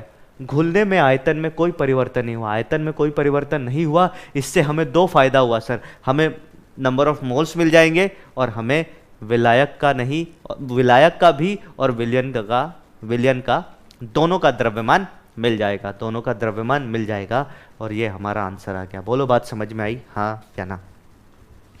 ठीक है सर, अगले सवाल पे चलते हैं। अगला सवाल जेईई मेंस 2019 का है। 2 मिनट का समय आपके कंप्यूटर स्क्रीन पे, मैं सवाल एक बारी पढ़ देता हूं। KI के 20% W/W जलीय विलयन की मोलरता क्या होगी? MMKI, मैंने बोला था मोलर मास दे रखा होता है 166 ग्राम प्रति मोल। 2 मिनट का सवाल है सर, उससे ज़्यादा समय नहीं मिलेगा, तब तक मैं कुछ बातें कर लेता हूँ। बात यह कि जैसे मैंने देखा, मैं कुछ कमेंट्स वगैरह पढ़ रहा था कहीं, तो मुझे पता चला कि कुछ एक बच्चे हैं, किसी बच्चे ने मेरे को स्क्रीनशॉट भेजा कि कुछ एक बच्चे हैं, मतलब देखो अब मैं क्या बोलूँ, मैं किसी की कंप्लेन क्या करूँ यार, अरे तुम्हारी कंप्लेन या किसी की क्या बात करूँगा मैं तुम्हारी यार, तुम अभी ग्रो कर रहे हो। तो कुछ बच्चे ऐसे जो मतलब जिनके मन में ऐसे मेरे को लगा कि ऐसी अवधारणा उन्होंने पाल ली है कि मेरे को समझ नहीं आ रहा। अबे तुम्हें कोई नहीं समझा सकता सर, इसकी गारंटी रखना। आप ही के क्लास से यहीं से बढ़ के कुछ लोग बहुत अच्छी अच्छी IITs में जाएंगे, इसकी गारंटी लेता हूँ मैं, इसकी गारंटी मैं लेता हूँ। और आप ही के क्लास से पढ़ के कुछ लोग नेतागिरी कर रहे हैं, ये कर दो वो कर दो, यहाँ भेजो वहाँ भेजो। अभी टेस्ट होगा तो पता चल जाएगा तुम कितने दूर तक हो, अभी टेस्ट होगा तो पता लग जाएगा कि तुम कितने दूर तक हो। तो बेटा जितना समय तुम नेतागिरी करने में कर रहे हो, उसका 20% भी पढ़ाई में लगा दो ना, उसका 20% ऊर्जा अगर तुम पढ़ाई में लगा दोगे, तुम्हारा भला होगा यार। अब मेरा तो तुम क्या बिगाड़ लोगे, मैं क्या ही लेके आया था, कुछ लेके तो आया नहीं था, और कुछ लेके जाऊंगा भी नहीं, तो मेरा तो तुम क्या बिगाड़ लोगे यार। लेकिन बात यह है कि अगर तुम उसकी जो करना तुम्हें करो, पर इतना गारंटी मान के चलो कि जितनी शिद्दत से तुम कोई एक एक्स काम कर रहे हो, जरूरी मतलब तुम उस काम को ज्यादा शिद्दत से करते हो ना, तो मेरे को लगता है यार बच्चों के साथ ना एक बड़ी समस्या है। कुछ बच्चों के साथ एक समस्या है, मतलब उनको पता नहीं है कि उनके जीवन में जरूरी क्या है, और जरूरी क्या है ये उन बच्चों को पता नहीं होता जिनका एम फिक्स नहीं है सर, जिनको पता ही नहीं है कि करना क्या है, जिनको पता ही नहीं है करना क्या है सर। कुछ बच्चे हैं जो बोलते हैं IIT में, अब IIT एम नहीं होना चाहिए सर, मैं तो सीधा मानता हूं। आपका सबसे बढ़िया बच्चा ये है, अभी मैं कुछ दिन पहले क्लास ले रहा था, तो एक और क्लास है उसमें डिस्कस यही कर रहा था कि बेटा वो बच्चे को कोई सक्सेसफुल होने से नहीं रोक सकता जिसके पास एक जादुई चीज है, सेल्फ मोटिवेशन, जो खुद को मोटिवेट कर लेना, उसको कोई नहीं रोक सकता सर, पूरी दुनिया में कोई नहीं रोक सकता। क्योंकि सेल्फ मोटिवेशन एक ऐसी चीज है ना, सेल्फ मोटिवेशन एक ऐसी चीज है जिसने, आप समझ लो, अलग सर को अलग सर बना दिया। आप सभी जानते हो ना, जिसने बड़ी बड़ी हस्तियों को बड़ी बड़ी हस्ती बना दी सर। सेल्फ मोटिवेशन ऐसी चीज है जिसने सड़क पे गिरे हुए लोगों को उठा के कहां कहां तक पहुंचा दिया सर। आप ही सुनते हो ना, बिहार में फलाना का बेटा, इसका बेटा IIT निकाल गया। कैसे निकालता है सर? Self motivation. कैसे आता है सेल्फ मोटिवेशन? ये कौन सी चिड़िया का नाम है? ये उस चिड़िया का नाम है जो आप खुद से बात करोगे तो आपको मिलेगी। खुद से बात करो, पूछो खुद से क्या करना चाहते हो जिंदगी में, क्यों IIT करना चाहते हो। अबे रीजन होगा ना, कोई कारण होगा IIT करने का। सब कर रहे हैं इसलिए करना चाहते हो, फिर तो कभी उस शिद्दत से नहीं पढ़ पाओगे। भैया ने किया था तो हम भी करेंगे, भैया शादी नहीं करेंगे तो तुम नहीं करोगे का? फिर तो तुम बोलोगे नहीं नहीं, अरे भैया ऐसे गलती फलती कुछ भी करते रहते हैं। तो इन चक्करों मत पड़ो सर। सबका अपना एक पर्सनल कारण होता है IIT करने का, अच्छे कॉलेज में जाने का। क्या वो कुछ भी हो सकता है, वो ऐसा हो सकता है सर मैं अच्छे कॉलेज में आकर अच्छा पैकेज उठाना चाहता हूं, फिर देख लेंगे क्या करना है। तो इसको मैं मानता हूं कि ऐसे लोग जो अपने लाइफ में अभी यहां है 5 सीढ़ी चढ़ के रुक जाएंगे। कुछ लोग ऐसे होते हैं सर मैं अच्छे कॉलेज में जाऊंगा और वहां इतना अच्छा काम करूंगा कि पूरे विश्व में सुप्रसिद्ध हूं। तो 5 की जगह 150 सीढ़ी 50 सीढ़ी चढ़ेंगे। तो इन बातों पर डिपेंड करता। मैं फिर से बोलूँगा, ठीक है बेटा, अगर तुम्हें लगता है कुछ गलत है, बिल्कुल तुम अपने लेवल पे काम करो, पर नेतागिरी करने से तुम्हारा कोई फायदा नहीं होगा, तुम्हारा समय का नुकसान है। उसका 20-25% जितनी मेहनत तुम बाकी जगहों पे कर रहे हो, उसका 20-25% मेहनत भी अगर तुम करोगे ना यार, तो बहुत फायदा होगा। चलो आगे आते हैं सर। हाँ, बहुत बातें कर ली यार, आज वैसे भी एग्जॉस्टेड हो चुका हूं मैं एकदम पूरी तरीके से। क्वेश्चन नंबर 4 पे आते हैं। एग्जॉस्टेड का मतलब एकदम थक चुका हूं। तुमसे नहीं, अब तुमसे क्या थकूंगा, तुमसे और मेरा रिश्ता ही अलग है सर, तुम्हारा और मेरा तो रिश्ता ही अलग है। आगे आते हैं। पोटेशियम आयोडाइड के 20% W/W जलीय विलयन की मोललता क्या होगी? कैसे करेंगे? बहुत सिंपल सवाल है सर। KI का W/W परसेंटेज हमें दे रखा है, W/W परसेंटेज हमें दे रखा है कितना? 20%। 20% का मतलब क्या है सर? WKI बटे W सॉल्यूशन इंटू 100। ये कितना है? आप बोलोगे 20%। यही बोलोगे ये 20 के बराबर है, मतलब यहां तो परसेंट नहीं लिखेंगे। अब आगे आते हैं सर। मैंने बोला नीचे वाले को, मैंने आपको बोला था इस केस में नीचे वाले को कुल को 100 मान लिया करो। तो W सॉल्यूशन हमने मान लिया 100 ग्राम। कितना मान लिया? 100 ग्राम। तो बेटा WKI कितना हो जाएगा? तो आप बोलोगे सर ये 20 ग्राम हो जाएगा। सीधा यहीं पे आंसर लिखो, WKI जो है वो कितने ग्राम? 20 ग्राम। W सॉल्यूशन कितना सर? W सॉल्यूशन कितना? 100 ग्राम। तो सर W विलायक, जलीय विलयन है क्या? W विलायक जो कि जल है, W जल कितना हो जाएगा? तो आप बोलोगे माइनस कर दो सर 80 ग्राम। अब हमें आगे क्या निकालना है? हमें छोटका m निकालना है। छोटका m किसके बराबर सर? KI के मोल्स, जो कि कितने हो जाएंगे? 20/166 इंटू उसका भार W जल। W जल किसमें? kg में।